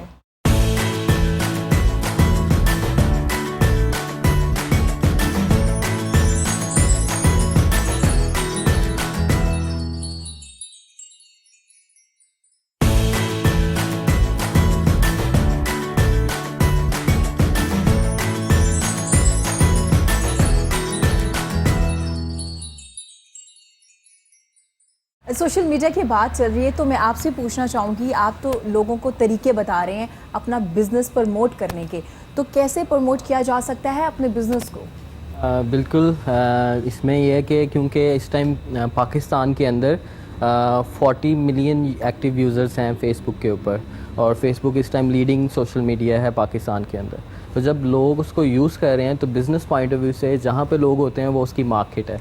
और जिस तरह ये बता रहे थे रेडियो था, तो हमें मॉडर्न दौर पे जिस तरह आगे कन्वर्ट हो रहा है, हमें उसके साथ अपने आप को अडॉप्ट करना चाहिए, उसके साथ अपने आप को मॉडिफाई करना चाहिए, वरना दुनिया आगे निकल जाती है, आप पीछे रह जाते हैं। तो उसमें क्या होता है कि रेडियो जिस तरह था, रेडियो को आके कट किया टीवी ने, टीवी को आके अब कट करेगा सोशल मीडिया। ठीक है, अब यूएस के अंदर इस टाइम जो एड स्पेंड हैं, जहाँ से सारों की अर्निंग होती है, लाइक जो टीवी इलेक्ट्रॉनिक मीडिया वो एड्स के थ्रू कमाता है। ठीक है, तो अब जो एड स्पेंड्स हैं वो सोशल मीडियाज़ और इंटरनेट जो उस पर मार्केटिंग हो रही है उस पर ज़्यादा हो गया as compared to electronic media के। तो फ्यूचर में पूरी दुनिया की तरफ ये ट्रेंड जाएगा, और अगर वो अपने आप को अडॉप्ट नहीं करते इन चीज़ों के साथ तो वो पीछे रह जाएंगे और चीज़ें आगे निकल जाएंगी। बिज़नेस में कैसे हेल्प होती है, क्योंकि इधर 40 मिलियन एक्टिव यूज़र्स हैं, तो आप बिलबोर्ड लगाते हैं तो बिलबोर्ड में ये नहीं पता चलता उसने किसने देखा है, कितनी देर देखा है, ख़वातीन ने देखा है, मर्दों ने देखा है, कि पसंद आ रहा है कि नहीं आ रहा। ठीक है, इलेक्ट्रॉनिक सोशल मीडिया के ऊपर आप ये सब कुछ ट्रैक कर सकते हैं कि किन को पसंद आ रहा है, किन को नहीं पसंद आ रहा, आप हर चीज़ ट्रैक कर पाते हैं। और उसकी बेस पे फेसबुक का जो बेसिक गोल है वो ये है कि उसकी जो ऑडियंस है जो फेसबुक यूज़ करती है वो उधर आके परेशान ना हो। उधर आके अगर वो फेसबुक से परेशान होगी और उसको अच्छा एक्सपीरियंस नहीं मिलेगा, वो फेसबुक छोड़ देंगे, और फेसबुक छोड़ देंगे तो किसी को भी फ़ायदा नहीं होगा। तो वो अगर हम एड्स भी चलाते हैं तो वो रेलिवेंट होनी चाहिए। तो आपका तब ज़्यादा एक्सेल करते हैं आप जब आप रेलिवेंट ऑडियंस को रेलिवेंट कंटेंट सही अच्छे से दिखाएं। अगर आप कंटेंट अच्छा बनाते हैं और अच्छी ऑडियंस को दिखाते हैं तो ही आपकी अच्छी ऐड चलेगी। आपका कंटेंट ख़राब है और ऑडियंस सही नहीं है तब भी आप अच्छा परफॉर्म नहीं करेंगे, आपके पैसे वेस्ट होना स्टार्ट हो जाएंगे। और अगर आप ऑडियंस सही है और कंटेंट सही नहीं है तब भी आप पैसे वेस्ट करेंगे, तब भी आपको अच्छे रिजल्ट्स नहीं आएंगे। तो आपको दोनों चीज़ें अच्छी होनी चाहिए, आपका कंटेंट भी अच्छा होना चाहिए और आपकी ऑडियंस सिलेक्शन जो आप जिस ऑडियंस को दिखाना चाह रहे हैं अपने रेलिवेंट ऑडियंस को वो भी सही होनी चाहिए। और इसके अंदर फेसबुक जो हमें सजेस्ट करती है कि कंटेंट रूल्स उन्होंने बनाए हुए हैं कि कंटेंट जो आपने करना है वो कैसा होना चाहिए। अब फेसबुक क्या करता है, उसके एल्गोरिदम्स हैं उसकी बेस पे वो चेक करता है। जो हैप्पी फेसेस और पॉजिटिव कंटेंट है वो उसको ज़्यादा एक्सेल करता है, जो नेगेटिव कंटेंट है, रोने वाली शक्लें या उदास शक्लें हैं, उसको वो डिस्करेज करता है। इंसानों के जो कंटेंट है जिसमें इंसान नज़र आ रहे हैं उसको वो ज़्यादा अच्छा प्रमोट करता है, जिसमें सिर्फ प्रोडक्ट्स नज़र आ रही हैं उसको थोड़ा सा डिस्करेज करता है। ठीक है, ठीक हो गया, ज़बरदस्त। आप बात करेंगे अरसलान से। अरसलान, हम चाहेंगे आप अपना कोई गाना सुनाइए, गिटार बजाइए, लाइव सुनाइए आप। तो ये अभी मैं फिल वक्त इसको जो है वो कश्मीर के तनाजुर में जो है वो गाऊंगा। हौसला अभी टूटा नहीं रास्ता, अभी छूटा नहीं सिलसिला, आओ जोड़े नया उजड़े घरों को फिर से बसाए मिलके, जुल्मों बुराई को जड़ से मिटाए मिलके। हौसला अभी टूटा नहीं रास्ता, अभी छूटा नहीं सिलसिला, आओ जोड़े अब नया।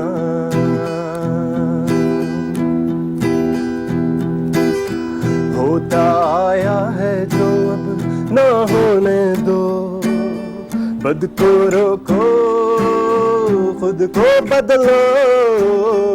होता आया है जो अब ना होने दो, बद को रोको खुद को बदलो। मकरो फोरे चिपके हमको क्यों बन के आसे,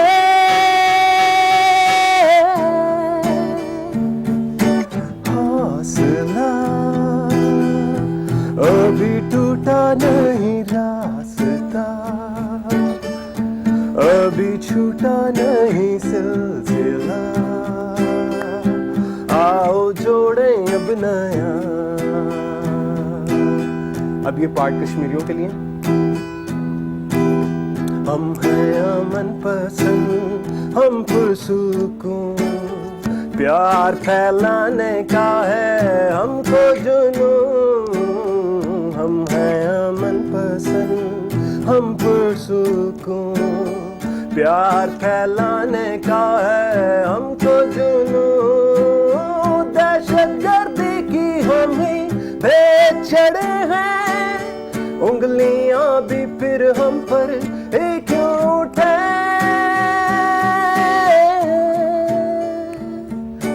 हौसला अभी टूटा नहीं रास्ता, अभी छूटा नहीं सिलसिला,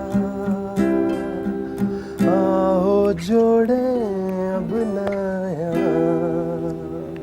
ज़बरदस्त, वेरी नाइस, बड़ा खूबसूरत लिखा और गाया भी बड़ा अच्छा आपने। और अगर बात की जाए, अब ट्रेनिंग की तो हो गई, अब बात करते हैं जी करियर काउंसलिंग की, क्यों ज़रूरी है? और अब ये काफ़ी ज़्यादा लोग देख रहे होते हैं, आपने इंस्टीट्यूट बना लिए हैं और लोगों को बता रहे हैं कि आपको इस फील्ड में आना चाहिए, ये करना चाहिए, क्या बच्चों को नहीं पता उन्हें क्या करना है? जी, बच्चों को बिल्कुल पता है, लेकिन प्रॉब्लम ये है कि उनके पेरेंट्स को नहीं पता कि बच्चों ने क्या करना है, और इसलिए जो है वो काउंसलिंग जो है मैं समझता हूँ बहुत ज़रूरी है। बिकॉज़ बच्चों के ऊपर जब प्रॉब्ली 5-6 साल की उम्र में उसे पता होता है कि मुझे क्या करना है, मेरे अंदर क्या टैलेंट है, बट अनफॉर्चुनेटली हमारे ऊपर सोशल प्रेशर्स इतने ज़्यादा होते हैं जो मैं एज ए पेरेंट जो है वो नहीं बन पाया, तो मैं कोशिश ये होती है कि मेरा बच्चा जो है वो बन पाए। ठीक है। या मेरी बहन का बेटा है, मेरे भाई का बेटा फलाने की जो है वो बच्चे जो है वो इस प्रोफेशन में चले गए, इतने नंबर ले लिए, तो इतने ज़्यादा प्रेशर्स जो है वो बच्चे के ऊपर आ जाते हैं। तो वो बच्चा जब किसी स्टेज पे पहुंचता है जहाँ पे उसने कैरियर चॉइस लेना है कि यार मुझे किस फील्ड में जाना है, तो वहाँ पे वो कंफ्यूज होता है। शुरू में उसे पता है कि मैंने कहाँ जाना है, but you know due to that social pressures, क्योंकि एक्सटर्नली हम लोग जो है वो सोसाइटी, पेरेंट्स, उसके इर्द गिर्द के जो बच्चे हैं वो ऐसे एग्जर्ट करते हैं, तो वो फिर जाके जब कंफ्यूज होता है तो फिर counselling is very much needed. और काउंसलिंग के अंदर आई मस्ट से कि बच्चा जो है उसको अपने पैशन के ऊपर स्टिक करना है। अगर उसे ये समझ आ जाए कि यार मैंने पैशन जो है वही मैं अगर प्रोफेशन में बना दूंगा, तो जो प्रोग्रेस है उसकी probability to be a successful in that profession वो डबल हो जाती है। अगर आप किसी ऐसी चीज़ के ऊपर जो कि आप नहीं चाहते, you don't feel like doing it, but आपने जो है वो सोसाइटी प्रेशर्स की वजह से उस प्रोफेशन में आ गए हैं, तो यू वॉन्ट बी हैप्पी, आप कर तो लोगे। क्या सिर्फ बच्चे की करियर काउंसलिंग होनी चाहिए या पेरेंट्स की भी होनी चाहिए काउंसलिंग? मेरा ख्याल है कि ज़्यादा पेरेंट्स की होनी चाहिए। बच्चे की करियर काउंसलिंग जो है वो तो बहुत आसान है। आप जो है वो you just need to dig out बच्चे का अंदर का पैशन क्या है। बट पेरेंट्स की काउंसलिंग इसलिए ज़रूरी है कि उनको आपने एक जो है ना फ़िल्टर लगाना है, उनको रोकना है, उनको चीज़ों को अनलर्न कराना है कि यार ये चीज़ें जो है ना वो आपके बच्चे के लिए डेट्रीमेंटल हो सकती हैं। उनके वो सिर्फ देख रहे होते हैं कि यार इस प्रोफेशन का क्या फ़ायदा।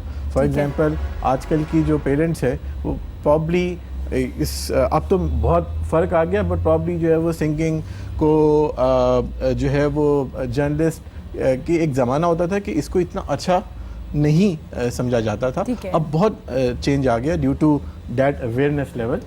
अब इसकी ज़रूरत ये है कि हमारे जो पेरेंट्स हैं उनकी हमें अवेयरनेस लेवल जो है वो बढ़ाने की ज़रूरत है। बढ़ाने की ज़रूरत ज़्यादा आ गया, थोड़ा सा लोग अभी एक्सेप्टेबल हो गया है कि वो देखते हैं कि यार ये तो अच्छा कमाते हैं सिंगर्स। एग्जैक्टली। उसमें भी वो वाला नहीं है जो आप बात कर रहे हैं, उस एंगल से नहीं वो देख रहे हैं उसको कि यार this is passion of our child, तो इनको लेट हिम डू इट। वो पैसों के पॉइंट ऑफ व्यू से मटेरियलिस्टिकली उसको देखते हैं कि अच्छा यार बन जाएगा तो ठीक है। आपसे पूछो, आपने कहा पैसों की वजह से लोग फिर भी आजकल इसको मानना शुरू हो गए हैं, तो क्या हर सिंगर इतने पैसे कमा लेता है? मैंने तो बहुत से ऐसे सिंगर देखे हैं जो कहते हैं कि नहीं, इनके साथ काम करना बड़ा ज़रूरी है, सिंगिंग को आप एज अ हॉबी ले सकते हैं, अपना फ्यूचर नहीं बना सकते। 100% ऐसे ही है, लेकिन एक तो ये है मेरा इस बारे में मानना कि हॉबी फिर हॉबी ही रहती है सारी उम्र। अगर आप उसको अपना फुल टाइम करियर बनाना चाह रहे हैं तो उसमें टाइम इन्वेस्ट करेंगे, मेहनत करेंगे तो वो आपका फुल टाइम करियर बनेगा, अदरवाइज वो फिर सारी उम्र हॉबी ही रहेगी। हॉबी ही रही है। तो और बहुत मुश्किल है, आप सही कह रहे हो। ये सिर्फ पाकिस्तान में नहीं है, पूरी दुनिया में आर्टिस्ट और सदियों से स्ट्रगल ही करते हुए आए हैं। इतने इतने बड़े आर्टिस्ट जिनको हम मानते हैं, जो है वो गॉड फादर्स मानते हैं उनकी फील्ड के, वो ज़्यादातर अपनी लाइफ में स्ट्रगल ही की है उन्होंने। ठीक है। तो आर्टिस्ट जो है ना, वो मेजॉरिटी जो है वो बहुत it's difficult for them to make the ends meet, लेकिन कुछ लोग होते हैं जो बहुत अच्छा कमा रहे होते हैं, तो और वही उन्हीं को देखे, क्योंकि लाइमलाइट में वो होते हैं, तो वो अब उनको देख के जब पता लगता है कि जी अली अजमत या आतिफ असलम जो हैं वो एक कॉन्सर्ट के 75 लाख रुपए लेते हैं, तो फिर जब वो माँ बाप को पता लगती है ना ये बात, तो कहते हैं कि अच्छा यार चल तू भी ट्राई मार ले। अच्छा, जबरदस्त, तो ठीक ये हो गया। बात है। लेकिन उनकी स्ट्रगल भी तो देखें, आतिफ असलम ने कहाँ से स्टार्ट किया और कैसे वो आगे आए। आप कुछ कहना चाह रहे हैं? जी, मैं ये कहना चाह रहा हूँ कि अभी आपने बात हुई थी सोशल मीडिया की, तो अभी स्टूडेंट्स के ऊपर जो है वो इतना ज़्यादा सोशल मीडिया का इम्पैक्ट आ रहा है, और उसके ऊपर जैसे बात हुई कि कोई भी कुछ भी लिख सकता है, तो there is no authenticity of that content, कि यार वो कंटेंट जो है वो क्या उस बच्चे को सही जो है वो गाइड कर रहा है कि नहीं कर रहा है। बट बच्चा जो है वो उसका एक नापुख्ता ज़हन जो है वो बड़े आराम से उससे इन्फ्लुएंस हो जाता है उस सोशल मीडिया के कंटेंट से, और उस कंटेंट को कोई वेरीफाई करने वाला नहीं है। तो इसलिए जो है for all the very much reason this counselling is very very essential, I must say, for any student. अच्छा अली, मैं यहाँ पे एक बात करना चाहूँगी, कुछ स्टूडेंट्स ऐसे भी होते हैं जो आप अपने स्कूल्स में, अपने कॉलेज में स्पेशली जब टीचर पूछता है ना कि आप मैथ्स कॉम या बीएस क्यों करना चाह रहे हैं, क्योंकि उनके पेरेंट्स ने उनको अलाउ कर दिया होता है जो आप करना चाहते हैं आप कर लें, तो आगे से जवाब आता है क्योंकि मेरी दोस्त कर रही थी, क्योंकि मेरे फ्रेंड्स कर रहे थे, क्योंकि मेरे सर्कल में जितने लोग थे उन्हें यहाँ एडमिशन मिल गया था। उनके बारे में क्या कहेंगे आप? आई थिंक अगेन ये वो साइड है जहाँ पे उन लोगों को जो है वो अपने उनकी काउंसलिंग इसलिए ज़रूरी है कि उनको ये पता चलना चाहिए कि व्हाट इज़ द वाई, वो जो रीज़न है ना, पर्पस है to pursue that career in mass communication और करियर इन जर्नलिज्म और करियर इन सिंगिंग, ये क्यों करना चाहते हैं, बिकॉज वो जब तक उस वाई तक नहीं पहुँचेंगे वो उस पर्टिकुलर प्रोफेशन के अंदर they won't be able to make any mark difference. Of course they will be part of that profession, और वो किसी न किसी लेवल पे पहुंच जाएंगे, बट उस प्रोफेशन के अंदर मास्टरी लेवल को अचीव करना वो उस वक्त तक पॉसिबल नहीं है जब तक उस बच्चे को ये नहीं पता हो कि मैं इस प्रोफेशन को क्यों करना चाहता हूँ, व्हाट इज़ द व्हाई। ठीक है, क्यों करना चाहते हैं ये पता होना बड़ा ज़रूरी है, पेरेंट्स को भी और बच्चों को भी। इवन के अगर आप देखा जाए ज़्यादातर बच्चों में भी मसले बहुत ज़्यादा हैं, सिर्फ पेरेंट्स पे ना बात की जाए। अगर आपसे बात की जाए फिल्म की, हमारे पास मौसीकार बड़े ज़बरदस्त रहे, लिखारी बड़े अच्छे रहे, म्यूज़िक डायरेक्टर, कंपोज़र, और इसके अलावा डायरेक्शन की बात की जाए, उसके बाद एक वक्त आया फिल्म में ज़वाल आ गया। आपको क्या लगता है कि क्यों आया, क्या वजह थी? अगर थोड़ी सी सर की बात को थोड़ा जी ज़रूर करते हुए आऊँगा इस तरफ कि अब एजुकेशन की बात हो रही है कि जब बच्चों को एक होता है एजुकेशन फॉर लर्निंग, हाँ, एक होता है एजुकेशन फॉर अर्निंग। ज़्यादा एम्फेसाइज है हमारा कि अर्निंग एजुकेशन हो। हम अपने बच्चों को जैसे एक दौर में कंप्यूटर साइंसेज आए थे तो लोगों ने कहा सब ने कंप्यूटर साइंसेज कर, मैं बिल्कुल ये बात भी करना चाह रही थी। फिर जब मैथ कम्युनिकेशन आया तो सब ने कहा मैथ कम्युनिकेशन करे, और ये नहीं सोचा कि मार्केट में खपत कितनी है। अब बेचारे बहुत अच्छे पढ़े लिखे मैथ कम्युनिकेशन के बच्चे जब ये मुख्तलिफ चैनल्स में जाते हैं तो वो जो ड्रीम लेके आए होते हैं तो ग्राउंड रियलिटी डिफरेंट है। इवन मैथ कम्युनिकेशन का बच्चा जब इंटर्नशिप करने न्यूज़पेपर में आता है तो वो एटीट्यूड और लेके आता है, और जो प्रॉपर बैठे होते हैं 20-20 साल जो बाबे हो जाते हैं वो फिर उनको समझाते हैं कि असल तय होता है तुसी किड़े खाते चाहे। ये है, ये डिफरेंस ऐसा है ये एजुकेशन और एक्सपीरियंस का डिफरेंस है, और वो एक्सपीरियंस फिर भी काउंट करता है। अब आप फिल्म की तरफ मैं आ जाता हूँ कि फिल्म के आपने फरमाया कि फिल्म के साथ क्या हुआ है, तो वही हुआ है जो क्रिकेट के साथ हुआ है, वही हुआ है जो हॉकी के साथ हुआ है, वही हुआ है जो म्यूज़िक के साथ हुआ है। एक लेगेसी को रिप्लेस करने के लिए उस लेवल की नहीं लेकिन उस पाए की लेगेसी या उसका फॉलोअर होना ज़रूरी है। अब मेहदी हसन खान साहब बहुत बड़ा नाम है, ये एक्सेप्शनल एक सिंगर हैं और एक ही पैदा होते हैं मेहदी। देखिए हम नहीं कहते दोबारा मेहदी हसन खान साहब आते, लेकिन उनके नज़दीक कोई गज़ल गायक फिल्म का जो गीत गायक आ जाता है। ठीक है। तो मोइन अख्तर साहब को इंतकाल हुए कोई 8-10 साल तकरीबन होने वाले हैं। तो मुझे बताइए स्टेज प्रेजेंटर जिसको लिटरेचर भी आता है, जिसकी उर्दू अंग्रेज़ी भी बेस्ट है, जो ड्रेसिंग भी बड़ी ज़बरदस्त सेंस जानता है और जो फिल्बदी भी बोलता है, और जो लाजवाब कर देता है, उस सारी क्वालिटीज़ को लाते हुए वो कोई कंपेयर आपको नज़र आया? अनवर मकसूद साहब ने टीवी पे लिखना छोड़ दिया तो आंगन टेढ़ा टाइप को आप ला के दिखाएं। अब ये हुआ है कि जिस तरह मुख्तलिफ फील्ड्स में जब चार्म आ जाता है, पैसा आ जाता है, तो ऐसे लोग भी आ जाते हैं जिनका ताल्लुक़ नहीं होता। फिल्म के साथ ये हुआ और इसकी ज़िम्मेदारी अब हम देखते हैं लाहौर से इंडस्ट्री कराची चली गई है और दोबारा रिवाइव हो गया सिनेमा। लेकिन ये ज़रूर सोचिए कि जब यहाँ फिल्में बन रही थी, शान को जब सुल्तान राही बनाया गया और हर फिल्म में शान अमेरिका से पढ़े हुए एक ज़बरदस्त किस्म का हीरो था, उसको लाचा कुर्ता डाल के डंडे शंडे मारे गए और उस राही साहब बनाने की कोशिश की गई। उनके प्रोड्यूसर्स कौन थे? वो कहाँ से आए थे? क्या फिल्म प्रोड्यूस करने वाले फिल्म मेकर्स थे? नहीं, वो किसी न किसी, वो कोई सब्ज़ी मंडी, कोई फ्रूट मंडी, कोई ट्रक, कोई किस तरह वो यहाँ से आके पैसा लाया और उसने आके डायरेक्टर को कहा जी फिल्म बनाए। अब जो शख्स आउट ऑफ द फिल्म आके फिल्म प्रोड्यूस कर रहा है, उसको क्या पता स्क्रिप्ट क्या होता है, उसको क्या पता कि ये फिल्म मेकिंग क्या होती है? तो तबाही इसलिए आती है जब भी किसी फील्ड में, जब हर वो काम जो उसका नहीं है वो करना शुरू कर दें। ठीक है, जब आप ये काम करते हैं तो इससे तबाही आती। जैसे व्यूअर है और परफॉर्मर है। यहाँ मसला हो गया, जो व्यूअर है वो भी परफॉर्मर बनना चाहता है, ठीक है। लिसनर है, स्पीकर है, और लिसनर भी स्पीकर बनना चाहता है।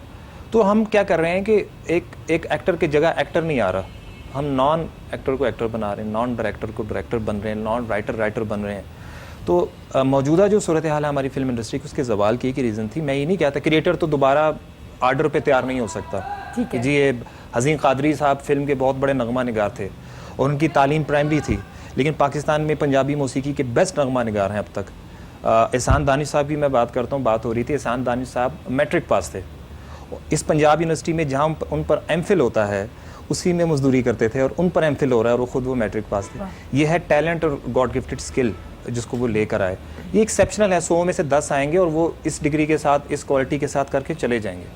बाकी और कोई कहे कि मैं एहसान दानिश की तरह मैं भी उसी तरह बन जाता हूँ, मैं पढ़ता नहीं, मैं उरूज़ और औज़ान नहीं सीखता, मैं सीनियर्स के पास नहीं बैठता, मैं तनकीदी नशिस्तों में नहीं बैठता, मैं पढ़ता नहीं और मैं बन जाऊँ, ऐसा होता नहीं। हमारी फिल्म के साथ भी ऐसा ही हुआ कि कोई लाइटमैन था किसी बड़े डायरेक्टर के साथ, उसने क्या किया कि मैं लाइटमैन में, लाइटिंग के शोबे में आगे नहीं जाता, मैं डायरेक्टर बन जाता हूँ, फिल्म बनाता हूँ। अच्छा, ऐसे भी लोग बने हैं।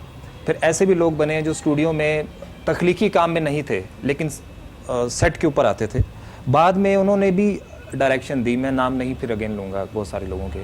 तो इंडस्ट्री तबाह इसी तरह होती, जब प्रोफेशनल लोग निकल जाते हैं उनकी जगह बहुत सारे लोग आ जाते हैं। इस मुल्क में तो ताहिर शाह एक सिंगर आए थे, आई टू आई गाना, और वो गाना दुनिया में कहा गया सबसे ज़्यादा देखा गया है और उनको भी सिंगर माना गया है। मुझे उनसे कोई इख्तलाफ नहीं है, ना मेरी सिंगिंग फील्ड है।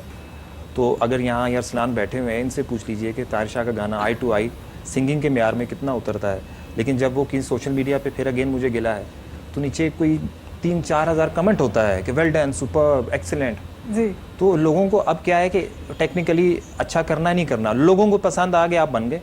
अच्छा, अब तनवीर, मैं आपसे पूछना चाहूँगी, अगर एक ज़बरदस्त डायरेक्टर है, अगर वही स्क्रिप्ट लिखना शुरू कर दे, आपने जिक्र किया लाचा कुर्ते पे, तो एक ही तरह का आना शुरू हो जाए जो हमारे जेलों में लोग मौजूद थे, क्रिमिनल, उनके नामों पे जब फिल्में बनना शुरू हो गई, क्या सिर्फ इन्वेस्टर ही गलत आए या लिखने वाले भी चेंज हो गए? वो जो बड़े बड़े बदमाश थे, उनके कजन्स, उनके चचाजाद भाई, उनके बेटे पोते, उन्होंने उनके नाम पे फिल्में बनाई वो, और बड़े अच्छे अच्छे डायरेक्टर्स को ला के उन्होंने कहा कि जी बनाए, और शान साहब ने तुसी लेना है, और शान साहब ने अगर इनकार भी किया तो उन्होंने क्या फोन लेने फ़ोन करके, ऐसा भी है। अच्छा, तो शान साहब को बुलाया गया और कई जगह पे शान विलिंग नहीं थे। मुझे लाचा कुर्ता से इतराज़ नहीं है कि बड़े खूबसूरत ड्रेस है हमारे। मुझे ये बताइए कि जिस तरह पंजाबी कल्चर को डिपिक्ट किया गया है फिल्मों में, कहाँ होता है? बड़े सॉफ्ट लोग हैं यार, मतलब हीर रांझा आप देखें, वो पंजाबी कल्चर है। आप वो जो हमारा कल्चर है जो इंडियन पंजाब ने आपसे ले लिया, अब इंडियन पंजाब की फिल्में आ रही हैं, आप देखिए वो दुनिया की बेस्ट इंडस्ट्री बनते जा रहे हैं। क्या कर रहे हैं वो? छोटे छोटे लाइट सब्जेक्ट ले रहे हैं, वो डंडे नहीं मार रहे, वो लाउड नहीं है, वो सॉफ्टनेस में आपका कल्चर ला रहे हैं कि कितनी खूबसूरत बातें।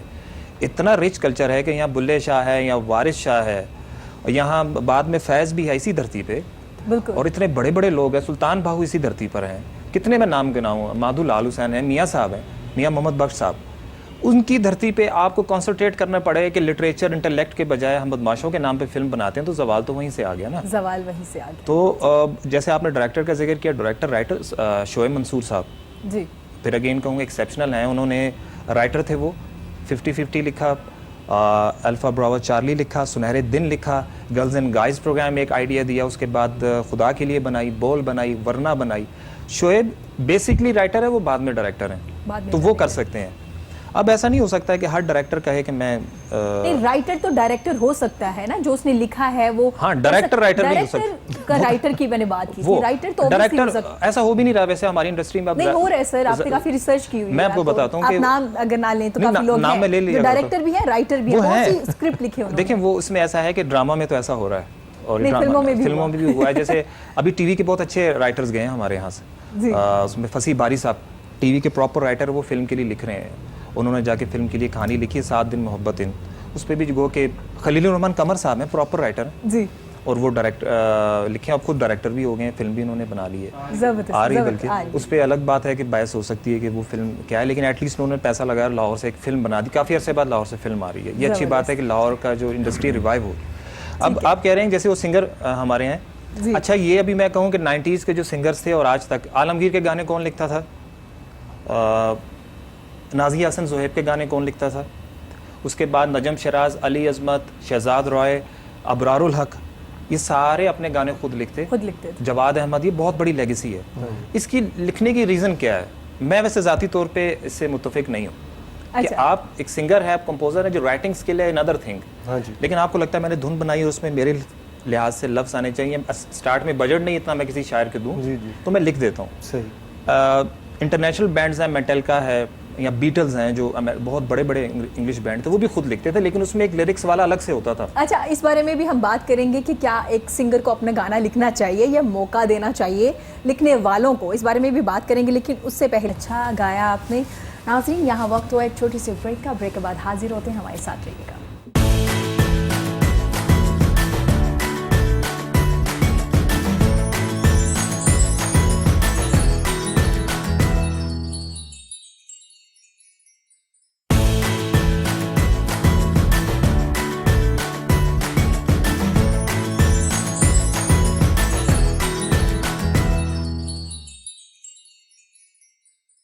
वेलकम बैक जी। गुफ्तगू का सिलसिला जारी है, मेरे साथ बड़े प्यारे मेहमान मौजूद हैं। अगर बात की जाए तनवीर की, तो वो हमें बता रहे हैं कि फ़िल्म कैसे जवाल आया, फिल्म में क्या वजह थी, कैसे लोग इस इंडस्ट्री से बाहर गए, जो लिखने वाले थे वो कहाँ गए, एक्टर कहाँ गए, क्या मसले थे, क्या मसाइल थे। इसके अलावा सोशल मीडिया पे बात हो रही है, सिंगिंग के बारे में बात हो रही है, ट्रेनिंग के बारे में बात हो रही है। हमाद, आप बता सकते हैं फेसबुक का, इंस्टाग्राम का किस तरह से इस्तेमाल किया जा सकता है पॉजिटिव वे में? इसकी बेसिकली 2 साइड्स हैं। एक तो साइड वो है जो कि मार्केटिंग कर रहे हैं और उन यूज़र्स को कंटेंट पहुंचा रहे हैं, बिजनेसेस को हेल्प कर रहे हैं। एक साइड है एंड यूज़र की, जो उसको यूज़ कर रहा है। अब जिस तरह टूल है, टूल का एक पॉजिटिव यूज़ भी होता है, एक नेगेटिव यूज़ भी होता है। वो उस इंसान पे डिपेंड करता है वो कैसे यूज़ करता है। तो अगर नेगेटिव साइड उसकी देखी जाए, बिल्कुल होगी जिन्होंने उसको नेगेटिव यूज़ किया, लेकिन पॉजिटिव सक्सेस स्टोरीज भी बहुत सारी हैं और पॉजिटिव यूज़ से बहुत सारे लोगों ने फ़ायदा उठाया। आज से पहले जब किसी को इल्म हासिल करना पड़ता था तो उसको सफ़र करना पड़ता था। इशफाक अहमद साहब को देख लें, वो इतने सिटीज़ में जाते थे, कंट्रीज़ में जाते थे, वहाँ से इल्म लेके आते थे। अब आपको किसी के लाइक अपनी फील्ड के रिलेटेड देख लें, लेट से हमारी IT फील्ड में देख लें, तो नेटसोल एक अच्छी कंपनी है। अब आपके उसके CEO तक आपने उससे कोई पैगाम पहुंचाना है या उनसे कुछ इन्फॉर्मेशन लेनी है, आप उनको फेसबुक पे रब्ता करके उनसे हेल्प ले सकते हैं। आप अपने रेलिवेंट इंडस्ट्री के लोगों से रब्ता कर सकते हैं। और इंटरनेट और फेसबुक पे होने की वजह से सिर्फ ये नहीं रह गया आप सिर्फ पाकिस्तान में रह जाएं, आप दूसरी कंट्रीज़ में जाके रेलिवेंट लोगों को उनसे सीख सकते हैं, उनको सिखा सकते हैं। तो इसका पॉजिटिव इस्तेमाल भी आप बहुत ज़्यादा कर सकते हैं और इससे बहुत सारी सक्सेस स्टोरीज क्रिएट हुई हैं। एक लड़की थी, खातून थी, उन्होंने टकोजी बनाई, उनको एक बाहर से उनको पसंद आ गया, उनको $1 लाख का ऑर्डर मिल गया। इस तरह की बहुत छोटी छोटी जगहों से निकल के लोग बहुत ऊपर आए हैं इसका पॉजिटिव इस्तेमाल करते हुए।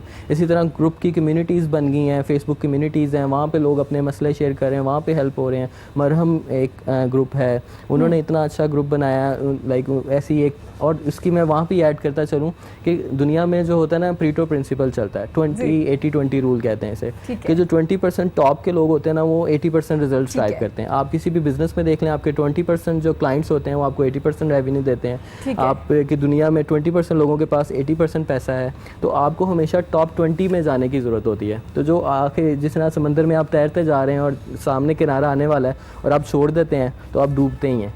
सेम इसी तरह क्या होता है, हम लाइक टॉप 20 की तरफ जाने की कोशिश नहीं करते और डूब जाते हैं, और टॉप 20 वाले ही कामयाब होते हैं। वही आतिफ असलम बनते हैं, वही अच्छे शोएब मंसूर बनते हैं, वो टॉप 20 वाले हैं। और उसके पीछे ये वजह नहीं होता कि उन्होंने पैसा कमाना है। पैसा कमाना आउटपुट होती है, पैसा गोल नहीं होता। जिनका पैसा गोल होता है ना, वो कामयाब नहीं हो पाते उस तरह।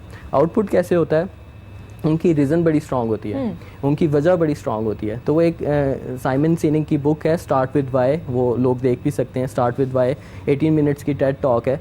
तो दुनिया में जिन्होंने कमाल किया उनकी रीज़न बड़ी स्ट्रांग थी, और रीज़न होना बहुत ज़रूरी है। उसकी एक एग्जांपल वो देते थे कि जिस तरह जिन्होंने पहला जहाज़ बनाया तो वो साइकिल का काम करते थे, और ऑन दी अदर हैंड दूसरी तरफ भी एक जहाज़ बनाने के लिए थे वो अच्छे ग्रेजुएट्स हैं, उनके पास मीडिया भी था, सब कुछ था, लेकिन वो नहीं बना पाए क्योंकि उनकी रीज़न क्या थी? उनकी रीज़न थी फेम हासिल करना और पैसा हासिल करना। और ये जो साइकिल बनाने वाले लोग थे, इन्होंने जहाज़ बनाया, इनकी रीज़न क्या थी कि वो दुनिया को एक नया चैनल दे दें कम्युनिकेशन का, एक नया तरीका दे दें जिससे लोग एक जगह से दूसरी जगह जा सकें। तो वो रीज़न बड़ी स्ट्रॉन्ग मैटर करती है। तो किसी भी फील्ड में, वो सोशल मीडिया हो, सिंगिंग हो, कोई भी फील्ड हो, उसके अंदर रीज़न आपकी स्ट्रॉन्ग है और आप एफर्ट करते जाते हैं एक डायरेक्शन में, तो उसका रिजल्ट आता ही आता है। ठीक हो गया। मतलब कि सोशल मीडिया बुरा नहीं है, उसका इस्तेमाल आप कैसे इस्तेमाल करें, कितना टाइम दे रहे हैं और आप किस लिए इस्तेमाल करें, ये बड़ा ज़रूरी है, आपको पता होना चाहिए। जी अली? मैं एक चीज़ जो है वो क्योंकि सोशल मीडिया की पॉजिटिविटी के ऊपर बात हो रही है और उसका इम्पैक्ट जो है वो क्या हो रहा है, तो क्योंकि हमारा यूथ भी टॉपिक है, तो मैं उनके लिए एक एडवाइस करना चाहूँगा कि आजकल जो है वो कॉर्पोरेट के अंदर आपका फेसबुक का जो यूजेज है वो बहुत बड़ी वजह बन रही है आपकी हायरिंग और आपको रिजेक्शन के लिए। बिकॉज ऑर्गेनाइजेशन जो हैं वो they start scanning your Facebook accounts, your activities, आपके जो इंटरेस्ट हैं, आप किन चीज़ों के ऊपर ज़्यादा टाइम गुजारते हैं। तो इसलिए सोशल मीडिया को जो अगर आप पॉजिटिवली यूज़ करेंगे तो आपका कॉर्पोरेट वर्ल्ड के अंदर जो प्रोफेशनल करियर है वो भी काफ़ी जो है वो फ़ायदा उसमें आपको दे देगा। ठीक हो गया। और अगर सिंगिंग की बात की जाए, अक्सर सिंगर गाना गाते हैं, यूट्यूब चैनल पर दे देते हैं अपने, तो काफ़ी हद तक वो अपने आप को प्रमोट भी कर रहे हैं। हाँ जी, बिल्कुल कमा भी रहे हैं। और अगेन वही बात है, हर चीज़ को यूज़ करने का तरीका है। एक नेगेटिव उसके इम्पैक्ट्स होते हैं चीज़ों के, कुछ पॉजिटिव्स होते हैं। तो इसमें ये है कि मैं तो कम्प्लीटली ये कहता हूँ कि आपको बहुत ज़्यादा दुनिया को छोटा कर दिया है इंटरनेट ने, और उसमें ऑब्वियसली फेसबुक भी एक उसका हिस्सा है। तो अगर आप इसको पॉजिटिव तरीके से यूज़ करेंगे तो बिल्कुल आपको इसका बहुत फ़ायदा है। अच्छा, आप फेसबुक पे हैं? कितने फॉलोअर्स हैं आपके इंस्टाग्राम और इस पे? मेरे को बहुत ज़्यादा नहीं है क्योंकि मैं इतना एक्टिव नहीं हूँ फेसबुक के ऊपर। अच्छा। हाँ, मतलब 3-4 हज़ार फॉलोअर्स होंगे मेरा ख्याल है। हाँ जी, ठीक हो गया, इतने ज़्यादा नहीं है। अगर हम देखें तो अभी तो लाखों में है ना आर्टिस्ट जो यहाँ पे मैं एक बात ऐड करता चलूँ। अच्छा, आप एक बात पूछना चाहूँगी, जो आपके फॉलोअर्स होते हैं क्या वो आपके फैंस होते हैं? नहीं, अगर आप देखें ना तो होता ही है कि आपके 1 मिलियन फॉलोअर्स हैं और जब आप कुछ पोस्ट करते हैं तो उस पर 100 लाइक्स भी नहीं आते हैं। अक्सर आपको ऐसे जो है वो उसकी वजह मैं बता देता हूँ। कुछ नाक़दीन भी होते हैं, कुछ आपके सही वाले फैंस भी होते हैं, लेकिन ज़रूरी नहीं है कि अगर आपके 1 मिलियन फॉलोअर्स शो हो रहे हैं तो वो एक्चुअली आपके फैन हैं। सबसे ज़्यादा तनकीद का निशाना बनाया जाता है, शायद आप मेरी बात से एग्री करें, उसके फॉलोअर्स सबसे ज़्यादा होते हैं। क्या आपके पास ऑप्शन है ना कि आप मुझे पसंद नहीं करें, आप मुझे मत देखिए, आप उन्हें देख रहे हैं ताकि वो और ज़्यादा ये सब करें? असल में फ्रस्ट्रेशन है, ज़ाहिर राय का मसला रहा है हमारे मुल्क में जी। अभी से नहीं रहा, ये शुरू से, जब से हम आज़ाद हुए उसके बाद जो भी पॉलिटिकल सिस्टम रहे हैं, सोशल सिस्टम्स हमारे रहे हैं, उस बहस में नहीं जाते, लेकिन लोग अपने आप को घुटन में फील करते थे बिफोर सोशल मीडिया आने के। अब मुझे बताइए एक बात, मैं अरसलान के सामने फेस पे नहीं कह सकता क्योंकि ये ज़ोर से झापड़ मारेगा और मुझे गिरा देगा, लेकिन मैं फेसबुक अकाउंट पे इसको कह सकता हूँ। ठीक है। अब ये बताइए कि अगर आज पिछले दिनों पुलिस का पॉजिटिव मैं चीज़ें बता रहा हूँ, अभी आ जाता हूँ कि मैंने उस प्लेटफॉर्म को निशाना नहीं बनाया। इवन अमेरिकन सेनेट में मार्क को बुलाया गया फेसबुक के बानी को, और बड़े सख्त सवाल उससे किए गए कि ये किस तरह फेसबुक का सिस्टम चल रहा है, क्योंकि वहाँ इलेक्शन में कहीं ना कहीं तो मतलब सवाल वहाँ भी हुआ उससे। ये प्लेटफॉर्म बुरा नहीं है, जिस तरह ये कब बुरा नहीं है, इसमें चाय डालेंगे तो चाय आ जाएगी, कोई और चीज़ डालेंगे तो वो आ जाएगी। तो मैं अपनी आवाम या हमारे यहाँ जो ट्रेंड चल रहे हैं मैंने उसकी बात की कि ये किस तरह हम ले रहे हैं और क्या इनको डायरेक्शन देनी है कि नहीं देनी है, हमने किस तरफ लेके जाना है।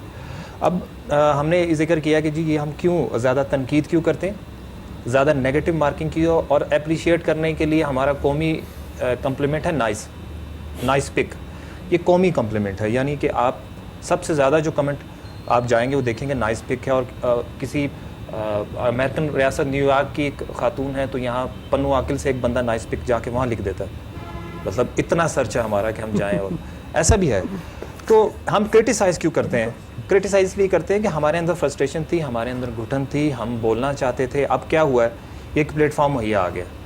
अब हम क्या करते हैं, जैसी कोई पोस्ट हमारे सामने आती है, साइकोलॉजिकली जो हमारे मिजाज को अच्छी लगती है, मिसाल पिछले दिनों आपने देखा होगा पुलिस के मामलात हुए और वीडियोज़ आने शुरू हो गए। अब जिसको मिसाल के तौर पे हमारी पुलिस से कुछ शिकायत थी ना, बेशक उस वाक़े में इन्वॉल्व है कि नहीं, वो नीचे कमेंट आने शुरू हो गए कि इनको इबरत का निशान बनाए और ये करें और वो करें। हमारे जहाँ मिजाज और जज्बात मनफी है ना, तो हम जो मनफी चीज़ें आती हैं उस पर ज़्यादा फोकस करते हैं। वरना आप यूट्यूब पे आप चले जाएँ, सब्सक्राइब किन के ज़्यादा आते हैं। पिछले दिनों एक सोशल मीडिया वॉर शुरू हुई, वो 2, मैं उनके नाम नहीं लेता, यूट्यूब स्टार्स बन गए हैं। यूट्यूब के भी अभी स्टार्स होते हैं, उनके अवार्ड्स भी होते हैं। वो अपने कमरों में बैठ के स्टार्स भी जी हाँ, होते हैं अपने कमरों में बैठ के वो सारा करते हैं। ना सर्दी लगती, ना गर्मी लगती, ना किसी टीचर से मार खानी पड़ती है, वो वहीं स्टार्स बन जाते हैं। उनकी लड़ाई शुरू हो गई और उसको लाखों लोग फॉलो कर रहे थे, और फिर वो मुख्तलिफ मॉल्स में वो लोग जा रहे थे और उनको लोग अप्रिशिएट कर रहे थे, और वो फिर मार भी पड़ी और ऐसी चीज़ें भी हुई हैं काफ़ी। तो ये जो हम क्रिटिसाइज़ क्यों करते हैं, उसकी ये सोशल मीडिया नहीं। आप सोशल मीडिया हटा भी दें, जहाँ 10 लोग बैठे होंगे 9 मनफी होंगे। जो एक बोलेगा ना कि यार सीधी कोई गल कर लो, उन्होंने कहेंगे तू क्या हर गल च बिल्कुल ठीक है। एक जो बिल्कुल ठीक वाला है वो मस्बत होता है, अदरवाइज़ को बैठने नहीं देते। तो ये आपकी साइकोलॉजिकली एक फॉर्मेशन है जो हो चुकी है। सोशल मीडिया ने आपका रिलीफ आपको दिया है आपको। और दूसरी एक और बात है कि थोड़ी सी मैं फ़न वे में शेयर करता हूँ कि हम जो कमेंट करते हैं ना, वो उसको नहीं करते, उसके ओहदे को और उसकी पर्सनैलिटी को करते हैं, उसके काम को नहीं करते। उसके काम को नहीं करते। मैंने ऐसी वो मेरी ऑब्जर्वेशन है कि जी अगर मिसाल के तौर पे आपने वैसे ही कोई पिक लगाई है, जनरली आप बहुत अच्छे लग रहे हो, तो उस पर नहीं आएगा कमेंट। और अगर बैकग्राउंड किसी सेलिब्रिटी के साथ लगा दी या किसी महंगी जगह पे लगा दी, तो नीचे बहुत अच्छे लग रहे हो तुम, बहुत ज़बरदस्त, तो पिछली पिक को मेंशन करना चाहिए, इसमें भी अच्छा लग रहा था। तो हम पर्सनल ताल्लुक़ को कमेंट करते हैं, पर्सनल मफाद को कमेंट करते हैं, और पर्सनल एक शख्स से जो हमारा इंटरेस्ट होता है उसको कमेंट करते हैं, उसके इम्पार्शल होकर काम को नहीं करते। तो ज़ाती लेवल पे ये हाल है, तो इज्तिमाई लेवल पे तो होगा। और इस पे बहुत पॉजिटिव चीज़ें भी हैं। मैं पॉजिटिव इस तरह कहूँगा कि हेल्थ के, मैंने एक डॉक्टर साहब की वीडियो देखी और मुझे बहुत अच्छा लगा। उन्होंने एक वीडियो बनाई कि ब्लड प्रेशर क्या होता है और हार्ट फेलियर के सिम्टम्स क्या हैं। तो वो मुझे समझने को मौका मिला, यार कभी आसपास ऐसा हो रहा तो आपने ये करना है। बिल्कुल, ये मुझे शनासाई हुई। मुझे जो ट्यूटर हैं, यूट्यूब ट्यूटर्स, उनसे आप अमेरिकन के कुछ लेक्चर्स आप यहाँ बैठ के सुन सकते हैं। लेकिन वही बात आती है कि हमारी कौम इसे ले कैसी रही है और हम किस तरह कर रहे हैं। हम जब ज़रा सी कोई बहस शुरू होती है तो हम उस बहस में ज़रूर पढ़ते हैं कि यार इसका तो यूज़ के ऊपर है ना। देखना ये कि मार्जिन कितना है अच्छे यूज़ का और बुरे यूज़ का। ज़्यादा मार्जिन है नेगेटिव का। आई थिंक मेरा ख्याल है इसके अंदर ना प्रॉब्ली शायद 2 मेन रीजंस हैं जिसकी वजह से ये सारा का सारा जो एक मसला जो है वो ये सारी की सारी डिबेट चल रही है। I think we probably not may be as a nation we have opinion on every matter.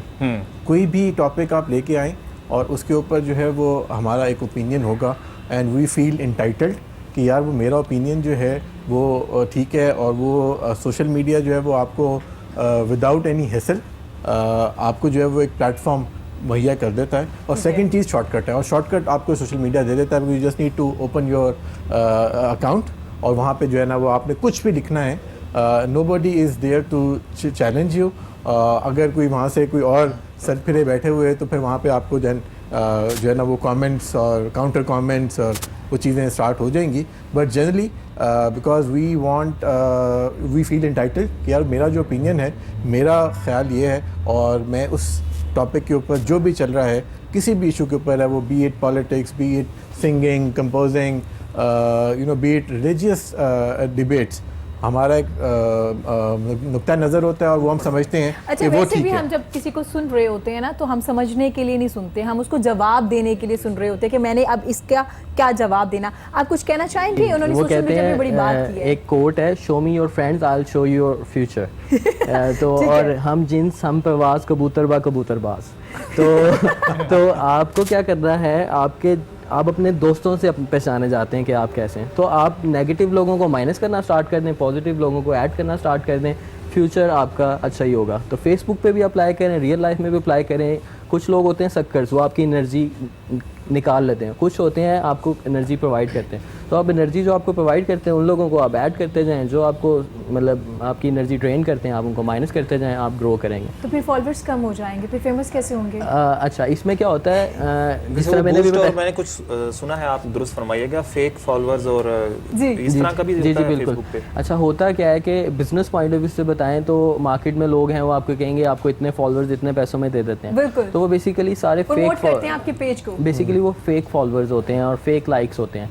उसमें क्या होता है, वो बहुत सारे ट्रिक्स हैं जिसके थ्रू वो फेक आपको पता भी नहीं होता और आपका लाइक किसी पेज पे करवा देते हैं। अच्छा। तो वो बेसिकली फेसबुक इस पर वर्किंग कर रहा है और इसको बहुत स्पीड से फिल्टर कर रहा है और ये फ्यूचर में ये चीज़ और बेहतर हो जाएगी। साथ में एक वो जो कंटेंट फेक कंटेंट आ रहा था उसके ऊपर भी फेसबुक वर्किंग कर रहा है। उन्होंने 20,000 न्यू जॉब्स निकाली हैं जिनका काम क्या है, सिर्फ जो फेक कंटेंट या फेक न्यूज़ हैं उनको फ़िल्टर किया जाए और उस पर वो पेनलाइज भी कर रहे हैं कि ये चीज़ों को बेहतर किया जाए। जो फेक लाइक्स की बात करूँ बिज़नेस पॉइंट ऑफ व्यू से, तो होता क्या है कि जिस तरह मैंने कहा था हम जिन्स हम परवास कबूतरबा कबूतरबाज, ये फार्मूला फेसबुक पे भी अप्लाई होता है। कैसे अप्लाई होता है कि जब आपके लेट से 1000 कस्टमर्स आपके बिज़नेस के आए, आप कोई ऑनलाइन सूट्स बेचते थे ख़वातीन के, अब आपके 1000 फॉलोअर्स या 1000 लाइक्स आ गए। अब वो अगर कस्टमर्स आपके एक्चुअल कस्टमर्स थे जिनको वो आपकी प्रोडक्ट पसंद आई और उनको पसंद आया और सारा कुछ अच्छा लगा, अब जब आप मार्केटिंग करेंगे तो वो उस तरह के ट्रेड्स के लोगों को फाइंड करेगा और उस तरह के लोगों को लेके आपके लिए आएगा, उनको ऐड दिखाएगा।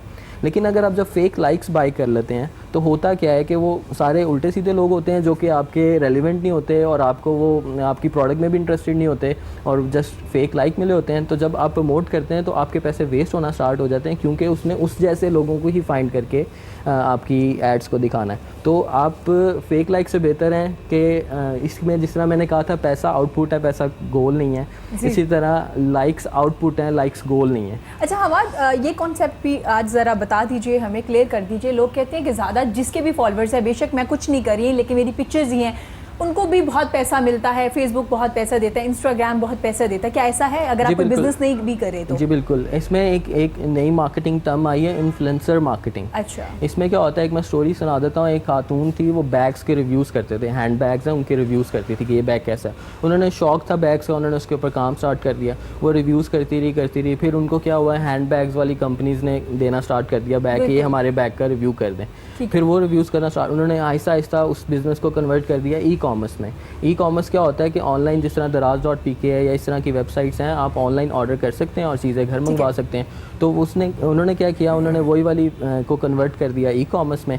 और ई कॉमर्स में कन्वर्ट करने के बाद क्या हुआ कि एक बैग की कंपनी ने $1 मिलियन की वो उनकी वेबसाइट नहीं, वो तो एक काम कर रही है ना, एक बैग को लेके या कुछ ना कुछ, जिनके सिंपल एक पिक्चर्स हैं, मैं कुछ नहीं कर रही हूँ। हाँ, उनके बारे में मैं पूछना चाह रही हूँ कि लोग कहते हैं कि मैं पिक्चर्स अपडेट कर रही हूँ, अगर मैं कुछ खाना खा रही हूँ तो मैं लिख रही हूँ, बता रही हूँ, तो क्या उनको भी पे किया जाता है? जी बिल्कुल। उसमें क्या होता है, ये इन्फ्लुएंसर मार्केटिंग कैटेगरी में आता है। उसमें क्या होता है, लेट्स से इंस्टाग्राम के ऊपर फॉलोअर्स उनके हैं और इंस्टाग्राम पे वो एक पर्टिकुलर डोमेन के अंदर वो काम कर रही हैं, तो वो ब्रांड्स होते हैं, ब्रांड्स उनसे रब्ता करते हैं कि हम आपको प्रोडक्ट देते हैं, आप इस बारे में बात करें, हम आपको पे करेंगे और इसके बारे में आप बात करें। तो वो जिसका जितना बड़ा ब्रांड होता है वो उतने ज़्यादा पैसे लेता है उसके लिहाज से।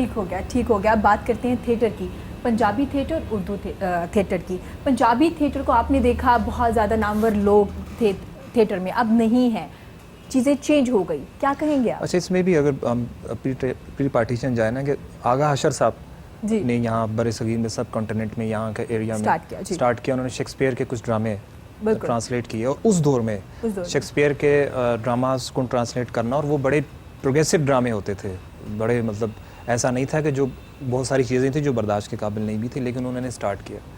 अब आफ्टर पाकिस्तान हमारे जो थिएटर की रीत है वो बड़ी स्ट्रॉन्ग रही है। अगर आप देखें तो 70s में असलम अज़हर साहब, आगा नासिर साहब और शाहिद नदीम साहब, ये जब एक डिक्टेटरशिप की रिजीम थी तो ये लोग स्ट्रीट थिएटर और सड़क पे थिएटर और मुख्तलिफ कॉलेजेस यूनिवर्सिटी में अवेयरनेस थिएटर भी करते हैं, जिसको इम्प्रोवाइजिंग थिएटर कहते हैं। उसके बाद हम देखते हैं तो पैरेलल 2 थिएटर हमारे मुल्क में चले हैं। कमर्शियल थिएटर है, मज़ाहिया थिएटर जिसे हम पंजाबी थिएटर कहते हैं, और फिर कराची पे देखते हैं तो एक उर्दू कॉमेडी थिएटर। तीसरा जो थिएटर था जिसमें हम कमाल अहमद रिजवी साहब जो सटायर राइटर थे, अनवर मकसूद साहब को हम ले लेते हैं, और फिर शाहिद नदीम साहब अजोका थिएटर वाले, जो संजीदा थिएटर वाले, जो आज भी हो रहा है। अब ये 2 अलग अलग हैं, संजीदा थिएटर अलग और मज़ाहिया में ये हुआ कि हमारे जो मज़ाहिया थिएटर था वो पर्सनैलिटी बेस्ड था शुरू से ही। जी। अमानुल्लाह, सुहेल मस्ताना। अहमद, मस्ताना, बब्बू बराल, शौकी खान, आबिद खान और इस तरह की बड़ी फहरिस्त बहुत थी। ज़्यादा, बिल्कुल। और लोग इंटरटेन होने जाते थे और किसी ज़माने में लोग इन्हें सुनने जाते थे और ये एक महज़ब और साफ़ सुथरा थिएटर था, फैमिली थिएटर जो हो रहा था उस ज़माने में। फिर हमने देखा रफ्ता रफ्ता वो जो बड़े आर्टिस्ट थे उनमें से कुछ फौत हो गए और फौत होने से पहले मस्ताना साहब ने जो थिएटर छोड़ा था उसकी रीजनिंग में चली जाएं कि आखिरी दिन क्या हुआ था जो थिएटर उन्होंने छोड़ा। बब्बू बराल साहब की उस साइड पे हो गए थे। फिर जब कल्चर थोड़ा तब्दील हुआ तो उसमें भी मैं वही कहूँगा कि जहाँ फैमिलीज देखने जाती हैं, देखें एक होता है व्यूवर, एक होता है तमाशबीन।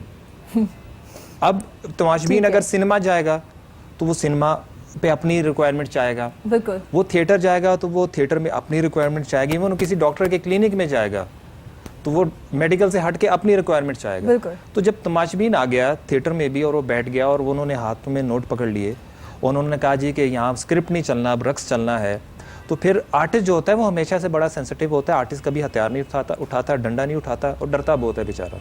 इज्जत से भी डरता है, प्रोजेक्ट से कट होने से भी डरता है, इजहार राय से भी डरता है। और जो आर्टिस्ट फिरदौस जमाल साहब की तरह बोलते हैं फिर उनके साथ जो होता है वो आपको पता है। जी, बिल्कुल। अब हमारे थिएटर का डाउनफॉल 2 वजह से आया है कि स्टार्ट में मैं कुछ ड्रामों के नाम लेता हूँ जो अभी तक शर्तियाँ मीठे, बिल्कुल फेमस। अब इतना ज़बरदस्त थिएटर, ये सिर्फ करैक्टर नहीं से सुहेल अहमद साहब थे उसमें, मस्ताना साहब थे, बब्बू बराल थे और बहुत बड़े नाम थे, लेकिन साथ स्क्रिप्ट मौजूद था। स्क्रिप्ट लिखा जाता था, उसके ऊपर आर्टिस्ट आके इम्प्रोवाइज़ करते थे। ये ठीक है कि अमानुल्लाह साहब कभी भी मुकालमे याद नहीं करते थे, वो आके बोलते हैं, लेकिन वो स्क्रिप्ट का हिस्सा होते थे।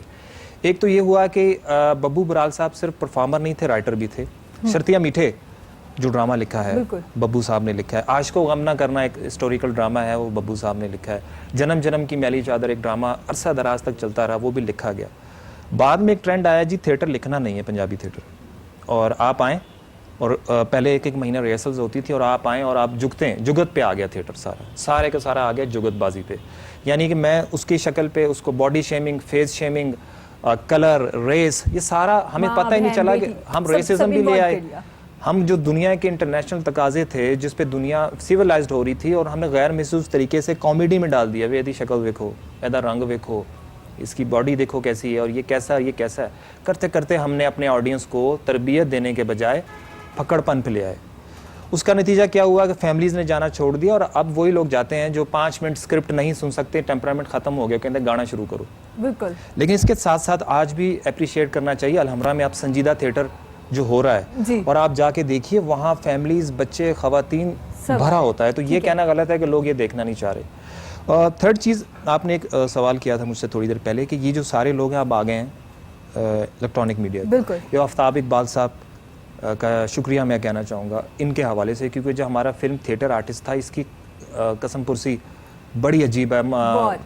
मस्ताना साहब जिन हालात में गए, बब्बू बराल साहब गए, फिर महमूद खान जिन हालात में गए, तो ये था कि इनके पैसे कहीं नज़र नहीं आते, कमाते हैं। टीवी पे आने पे एक आर्टिस्ट का जो है हाल बेहतर हो गया कि इनको भी 5-5, 6-6 लाख रुपया अगर मिल रहा है पर मंथ, और हम किसी दानिश्वर को नहीं दे रहे लेकिन उनको दे रहे हैं। एक रिसर्चर बच्चा जो एमफिल करके जाता है, वो रिसर्चर उसको कहते हैं 50,000 तो शुरू कर लेते फिर दे देंगे। आप ज़्यादा बता रहे हैं। तो मतलब एक बात मैं कह रहा हूँ ना, थोड़ा सा उस तरफ में, क्योंकि मेरे कुछ इंटरव्यू से ऐसे गुजरा हूँ।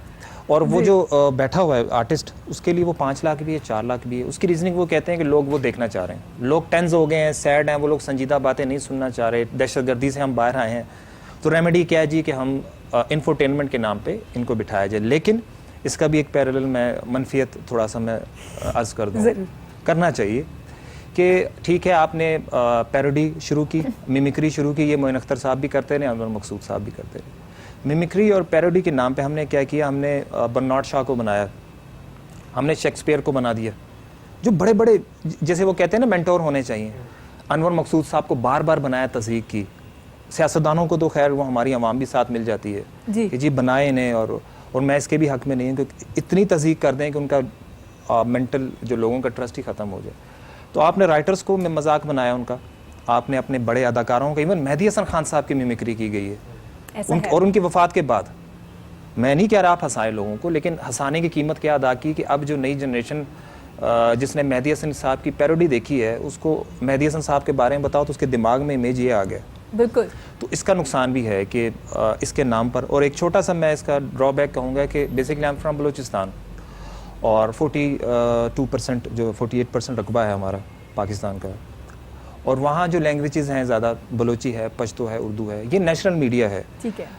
एक चैनल ने ये इंफोटेनमेंट के शो शुरू किए और उसके बाद मुख्तलिफ चैनल ने शुरू कर दिए, और आई लव पंजाबी में बेहतरीन, पंजाबी से बेहतर जुगत हो ही नहीं सकती, टेक्निकली स्ट्रॉन्ग है। वही जुगत आप उर्दू में मारें उसका मज़ा नहीं आता। ठीक है। वही पश्तो में कहीं नहीं, वो एक ख़ास किसी चीज़ सेट हो जाती है। ठीक है। लेकिन यहाँ ये हुआ कि 8 मिनट 15 मिनट कंटिन्यू एक ज़ुबान को, ये मुझसे सवाल हुआ जब मैं अपने घर गया तो उन्होंने कहा आप वहाँ होते हैं तो उनसे पूछें कि हम तो सीख गए हैं पंजाबी, आपने सिखा दी। कभी कभी हमारी पश्तो नुमाइंदगी, बलोची जुगत, कोई हमारा वो करैक्टर भी बनाए ताकि हम भी, उन्होंने ऐड करने लेकिन शुरू किए वो हैं, करैक्टर ना होने के बराबर ना होने है। के बराबर। तो ऐसे मेरा ये था कि वहाँ का लिटरेचर, वहाँ की चीज़ निगेट ना की जाए। हाँ जी, सही कह वहाँ रहे के आर्टिस्ट को भी ले आए, बड़े अच्छे अच्छे मिमिकर्स हैं, Agreed। और जबरदस्त। यहाँ की 12 करोड़ को भी सिखाए ना, ये क्यों नहीं सीख सकते पंजाबी, बलोची, पश्तो, सॉरी बलोची पश्तो सिखानी चाहिए। सिखानी तो यही वो वे है। नहीं, सही कहा उन्होंने, कुछ करैक्टर है जो उन्होंने करना शुरू कर दिए पश्तो में भी, और ज़बरदस्त उन्होंने बताया है क्यों हुआ थिएटर में ज़वाल क्यों आया, इस बारे में भी बात करेंगे, मज़ीद राय भी लेंगे, लेकिन उससे पहले अरसलान से उनका खूबसूरत सा गाना सुनेंगे।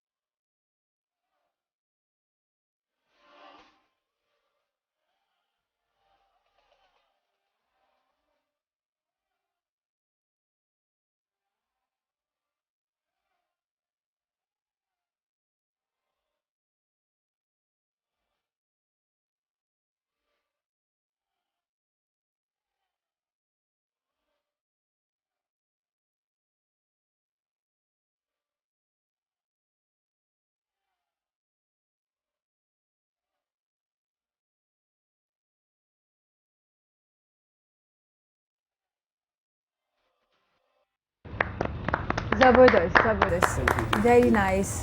अरसलान, आपके फेवरेट सिंगर कौन है? अभी दौरे हाजिर में तो सज्जाद अली साहब को बहुत ज़्यादा मैं पसंद करता हूँ, ज़बरदस्त। क्योंकि बहुत वर्सटिलिटी है उनके काम में।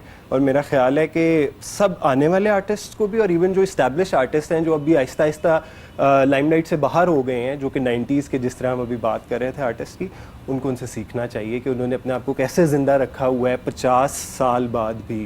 5 ज़बरदस्त। डेकेड्स हो गए हैं उनको काम करते हुए प्रोफेशनली। ज़बरदस्त, ठीक हो गया। और जो नए लोग आए हैं उनमें से नए लोगों में बहुत अच्छा काम कर रहे हैं, जैसे अब आई डोंट नो नए उन्हें कहना चाहिए कि नहीं, जैसे अहमद जाजेब हैं, वो अच्छा, मुझे ठीक बहुत है। ज़्यादा पसंद है। उनका काम बहुत सोलफुल काम है, बहुत अच्छा काम कर रहे हैं। गौहर ने बहुत अच्छा काम किया हुआ है, क्योंकि कंपोज़र हैं गौहर, जल बैंड के जो थे, उनका काम मुझे बहुत पसंद है। तो ये लोग मुझे पसंद अच्छा, हैं। अगर मैं बात करूँ, क्या कंपोज़र सिंगर हो सकता है, या एक सिंगर कंपोज़र भी हो सकता है और वो अपना गाना भी लिख सकता है बेहतरीन अंदाज में?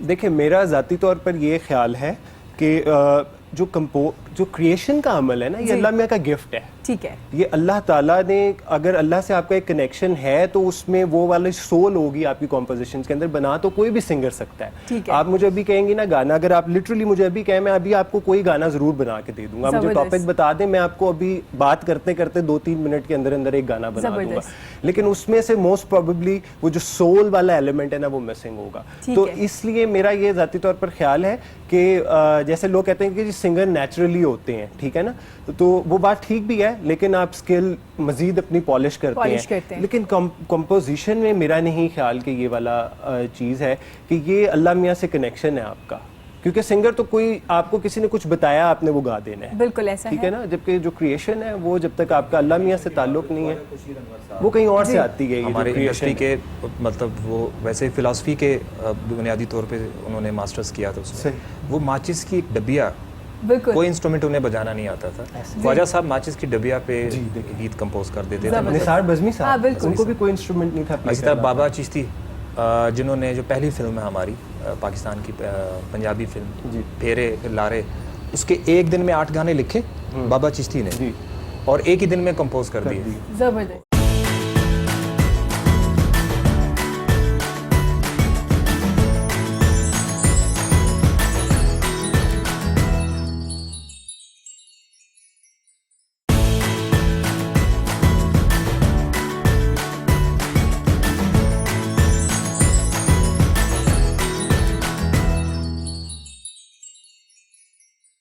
ये आजकल बच्चों का सबसे ज़्यादा जो बड़ा मसला देखने में आता है वो ये है कि हमारे पास डिग्री है, हमारे पास जॉब नहीं है, जॉब नहीं मिलती। क्या वजूहात है, क्यों जॉब नहीं मिलती बच्चों को? क्यों फिर वो एंड पे आके टिकटॉकर स्टार बन जाते हैं? अच्छा, मैंने शुरू में एक बात की थी, I think that is the mantra which we need to understand. और जो हमारे बच्चे हैं उन्हें ये फोकस करने की ज़रूरत है, बिकॉज बच्चे जो है वो कोशिश करते हैं कि वो कोई स्किल जो है वो ले लें और उस स्किल की बेसिस के ऊपर वो किसी न किसी प्रोफेशन में चले जाएं, but they are least bothered about their behaviour, their attitude. तो मैंने शुरू में ये कहा था कि आजकल जो कॉर्पोरेट में मंत्रा चलता है, तो मंत्रा ये है कि you hire people for their attitude and train for their skills. कि आपका अगर एटीट्यूड या बिहेवियर जो है वो अगर ठीक नहीं है, तो आप उस कंपनी के लिए भले जितने मर्जी स्किलफुल हैं, तो उस कंपनी के लिए आप एक ख़ास लेवल के ऊपर जाके ज़्यादा फ़ायदा उस कंपनी को नहीं दे सकते, और आपका करियर भी एक जगह पे जाके स्टॉलमेट आपको मिल जाता है। तो इसलिए बच्चों के लिए बहुत ज़रूरी है कि what are those right behaviours, what are those right attitude, जिसकी हमने बहुत बात की। जैसे learning attitude is a desirable skill. अगर आपके अंदर लर्निंग एटीट्यूड नहीं है, तो आप अपनी एक स्किल की बेसिस के ऊपर शायद कोई एक पोजीशन शायद ले लें एक कंपनी के अंदर या किसी बिजनेस के अंदर, आप एंटर हो जाएं, बट दैट्स इट। ठीक है, आप उस को जो है वो मज़ीद एक्सपैंड जो है वो नहीं कर पाएंगे। ठीक हो गया, ज़बरदस्त। आपने अब बात कर रहे थे थिएटर की, आपने बताया कि क्यों ऐसा हुआ, लेकिन अगर मैं बात करूं आज के थिएटर में नसीम विकी या इफ्तिखार ठाकुर दोबारा से रिवाइवल की तरफ आ रहे हैं, दोबारा से काम हो रहा है स्क्रिप्ट पे, वो लिख भी रहे हैं। अगर बात की जाए फिल्म की, तो अब दोबारा फिल्म बनना शुरू हो गई, जैसे कि आपने जिक्र किया। आपने कौन सी पाकिस्तान की अभी बनने वाली फिल्म देखी और आपको स्क्रिप्ट बहुत अच्छा लगा उसका? देखिए, मैं अगर ऑनेस्ट होकर बात करूं तो अब तक जो नई फिल्में आई हैं किसी का स्क्रिप्ट लगा ही नहीं। अच्छा तो बात की बात, अच्छा लगा ही नहीं है, स्क्रिप्ट अब है ही उसका नहीं है। इशू ये है कि एक बड़ा क्रिटिसाइज हो रहा है हमारी फिल्म्स पे कि क्योंकि ज़्यादातर जो प्रोडक्ट जा रही है टीवी से जा रही है, राइटर भी टीवी से जा रहा है फिल्म का, एक्टर भी वहीं से जा रहा है, कैमरामैन वहाँ से जा रहा है, डायरेक्टर। तो ज़्यादातर लोग जो तनकीद करते हैं वो कहते हैं जनाब स्क्रीन प्ले जो था वो ड्रामे वाला था, शॉर्ट्स या फ्रेम्स जो थे वो फिल्म के नहीं थे, वो ड्रामा थे। तो लोग ये कहते हैं जी 3 घंटे का ड्रामा हम देख के आ रहे हैं, ऐसा हो रहा है। और ज़्यादा वो मेहनत करते हैं तो वो गानों को फिल्मी पिक्चराइज कर देते हैं, ये इशू है। तो स्क्रिप्ट अभी तक हमारा नहीं है पाकिस्तानी स्क्रिप्ट, किसी एक फिल्म का भी ना म्यूज़िक पाकिस्तानी मुझे लगता है, ना मुझे स्क्रिप्ट पाकिस्तानी लगता है। जो लव स्टोरीज़ दिखाई जाती हैं, जो कल्चर दिखाया जाता है वो हमारा बॉलीवुड इंस्पायर्ड है। एक फिल्म पिछले दिनों आई 30 करोड़ 35 करोड़ उस फिल्म ने किया, ईद पे रिलीज़ हुई वो फिल्म, और उस फिल्म में भी हर चीज़ अच्छी थी सिवाय स्क्रिप्ट के। उसमें उन्होंने वो कहते हैं ना कि थोड़ा सा रंग शंग भी डाल दिए। हमारी आवाम तो अभी तक इस उसमें है कि यार सिनेमैटिक जो अप्रोच है बहुत अच्छी है, साड़ियाँ फिल्में और हॉलीवुड तरह की लगती हैं। हम अभी तक हम अपने आवाम को फैंटेसाइज कर रहे हैं, देखिए हम भी अच्छे कलर दिखा दिए, क्योंकि हमने इतने बुरे कलर्स देखे हैं अपनी फिल्म में, इतना बुरा साउंड देखा है कि जब साउंड अच्छा आता है और हमारी फिल्म कुछ मैच करती है उनके साथ, हम इसी पे इक्तफा कर लेता है हमारा। स्क्रिप्ट नहीं है क्योंकि आपके पास राइटर नहीं है फिल्म में। नहीं सर, राइटर है, हम अप्रोच नहीं कर पाए। नहीं, फिल्म की बात कर रहा हूँ ना, कहाँ है राइटर? वो कुछ अर्सा पहले हमारे एक बड़े ज़बरदस्त क्रिकेटर थे, उन पे बड़ा क्रिटिसाइज हुआ 3-4 साल पहले, शाहिद अफरीदी, उन्होंने कहा टैलेंट नहीं है ठीक है पाकिस्तान में मजीद जो आप चाह रहे हैं। तो हमने सब ने कहा गलत कह रहा है, तो वो ग्रेजुअली साबित हुआ कि वो टैलेंट था वो नहीं है। अभी भी राइटर होने के लिए पढ़ना बहुत ज़रूरी है। सबसे पहले आपकी ऑब्जर्वेशन कहाँ से कभी होती है? होती है कि आपने अशफाक का जिक्र किया भाई ने कि उनका क्योंकि रेफरेंस आ गया, अशफाक साहब एक सूफी थॉट के तहत लिखते रहे, लेकिन अशफाक का जो पहला अफसाना है गडरिया, वो कितने लोगों ने पढ़ा है? तो राइटर जब तक लिटरेचर पढ़ेगा नहीं, उसके पास विकॉबलरी नहीं आएगी, उसका थॉट क्लियर नहीं होगा, और जब तक वो अपने से बड़े राइटर को नहीं पढ़ेगा वो लिखेगा कैसे? हमारा राइटर तो ऐसा है 5-7 ड्रामे देखे, 2-3 बॉलीवुड की फिल्म्स देखी और उसको पेपर पे उतार दिया। अभी इमरान असलम साहब एक बड़े टाइकॉन है मीडिया के, उन्होंने एक लास्ट फिल्म लिखी है जी। इसी तरह बहुत सारे हमारे जो डायरेक्टर्स हैं वो स्टोरी बता देते हैं, प्रोड्यूसर बता देते हैं इस पर कहानी लिख दो। तो फिलहाल जो फुकदान है हमारी फिल्म में वो कहानी का है। हमारे पास बहुत कुछ है बताने को। हमारे पास हानी शाह मुरीद है बलूचिस्तान से, उस पर एक अच्छी फिल्म बन सकती है। हमारे पास लोकेशन बड़ी डिफरेंट तरीके की हैं, मतलब गवादर से लेकर लसबेला तक कोई लोकेशन शूट नहीं कर रहे। हम प्रोपोगेंडा फिल्में जो यहाँ से जाती हैं और उनको ऑस्कर मिल जाते हैं, हमारे इस पर फोकस ज़्यादा है बिल्कुल कि तेज़ाब हम दिखा दें, अच्छी बात है, फिल्म में गिराया जाता है, रियलिटी है, लेकिन ये भी बता दो बीच बीच में खातून पायलट बनी है, इस पर एक फिल्म अच्छी बिल्कुल, बीच बीच में मलाला भी है हमारे बीच में, हमारी बच्चियाँ ओ लेवल्स तक जा रही हैं, इस पर भी फिल्म बनना चाहिए। तो हमारा जो अब तक फिल्म मेकर है वो एवोल्यूशन में है। ठीक है बनी वैसे मेरे ज़ाती तौर पर ख्याल में, जैसे आप बलूचिस्तान की बात कर रहे थे, अब्दुल्ला आपने देखी हो, अगर आपको इत्तेफाक हुआ हो, अब्दुल्ला मूवी बहुत, हाशिम नदीम साहब की ज़बरदस्त मूवी, जामी की मोर फिल्म है। हाँ जी, कुछ फिल्में हैं लेकिन हमने तो एज ए होल देखना, इवन कमर्शियली भी कुछ फिल्में ऐसी हैं जो कि देखी जा सकती हैं, जैसे लोड बेडिंग अगर आपको देखने का इत्तेफाक। देखिए मैं तो सिंपल सी बात करता हूँ, अगर मैंने फहद मुस्तफ़ा की एक्टर ने लॉ देखनी है तो मैं ओरिजिनल क्यों ना देखूँ अक्षय कुमार की जोली LLB। बिल्कुल। मैंने अगर फहद मुस्तफ़ा की देखनी है, वो जो आई थी उनकी कौन से लोग नामालूम अफराद, तो फिर मैं हेरा फेरी क्यों ना ओरिजिनल देखूँ। तो एक लिहाज से तो हौसला अफजा है कि कुछ अरसे पहले तक तो फिल्में बन नहीं रही थी, अब एटलीस्ट ये हुआ कि पाकिस्तानी मार्केट 30 करोड़ की होगी, ये बहुत बड़ी बात है। नहीं लेकिन अब काफ़ी टाइम हो गया ना, बनना शुरू हो गया, अब स्क्रिप्ट पे काम करना शुरू कर देना चाहिए। पहले हम ये सोच रहे थे ना कि चलो कोई नहीं, स्टार्ट तो लिया हम लोगों ने। हाँ जी, अब नेक्स्ट स्टेप पे लेके जाना, जी बिल्कुल लिया गया है फिल्म के लिए, वो फिल्म लिख रहे हैं। अब उमैरा अहमद है, निमरा अहमद है, जो टीवी के लिए बहुत ज़्यादा लिख रही हैं और वही लिख रही हैं। और पहले तो वो भी बात होनी चाहिए कि लोगों का माइंडसेट क्या है। हमारा यही इशू है, तलाक नहीं हो रही या शादी नहीं हो रही, बिल्कुल, या मेरा जो लवर है उसकी शादी किसी और से हो गई है। आप इसके बाहर ड्रामा नहीं आ रहा, अंधेरा उजाला एक ड्रामा था जो सोशल सब्जेक्टिव बेस था, निजात एक ड्रामा था अतीका उडो का, ख्वाहिश एक ड्रामा था, जांगलूस एक ड्रामा था, वारिस, ये सारे बड़े बड़े ड्रामे। तनवीर से बात करूँ, तनवीर आप बताइए फिल्म इंडस्ट्री को कैसे हम दोबारा से उसी तरह लेके जा सकते हैं 90s में 80s में, जैसे एक ज़बरदस्त एक्टर थे, राइटर थे। अगर आपसे मैं बात करूं कि अगर आपको मैं कहूं कि आपने एक स्क्रिप्ट लिखना है तो क्या टॉपिक होगा, किस पे लिखना चाहेंगे? पहले जो तो इसको तो जो लफ्ज़ इंडस्ट्री यानी इसको लीगलाइज किया जाए, सरकारी तौर पे इंडस्ट्री करार दिया जाए। अच्छा, पहले तो ठीक है। वो हम इंडस्ट्री कह देते हैं लेकिन कानूनी नहीं। तौर पे इंडस्ट्री है नहीं, ठीक है। क्योंकि इंडस्ट्री के उस जुमरे में आ नहीं रहा। ठीक है। दूसरा बात यह है कि आप कह रही हैं कि वो अगर लिखना चाहे तो क्या लवाजमात होने चाहिए। मैं तो अपनी ज़मीन से जुड़ी एक कहानी सुनाना चाहूँगा। शायद अरसलान भी वही कहानी सुनना चाहता है जो उसके आसपास की है। ठीक है। सर भी वही कहानी सुनना चाहते हैं। इवन हमारे इस स्टूडियो के अंदर जितने लोग हैं वो अपने से रिलेट बात सुनना चाहते हैं। ठीक है।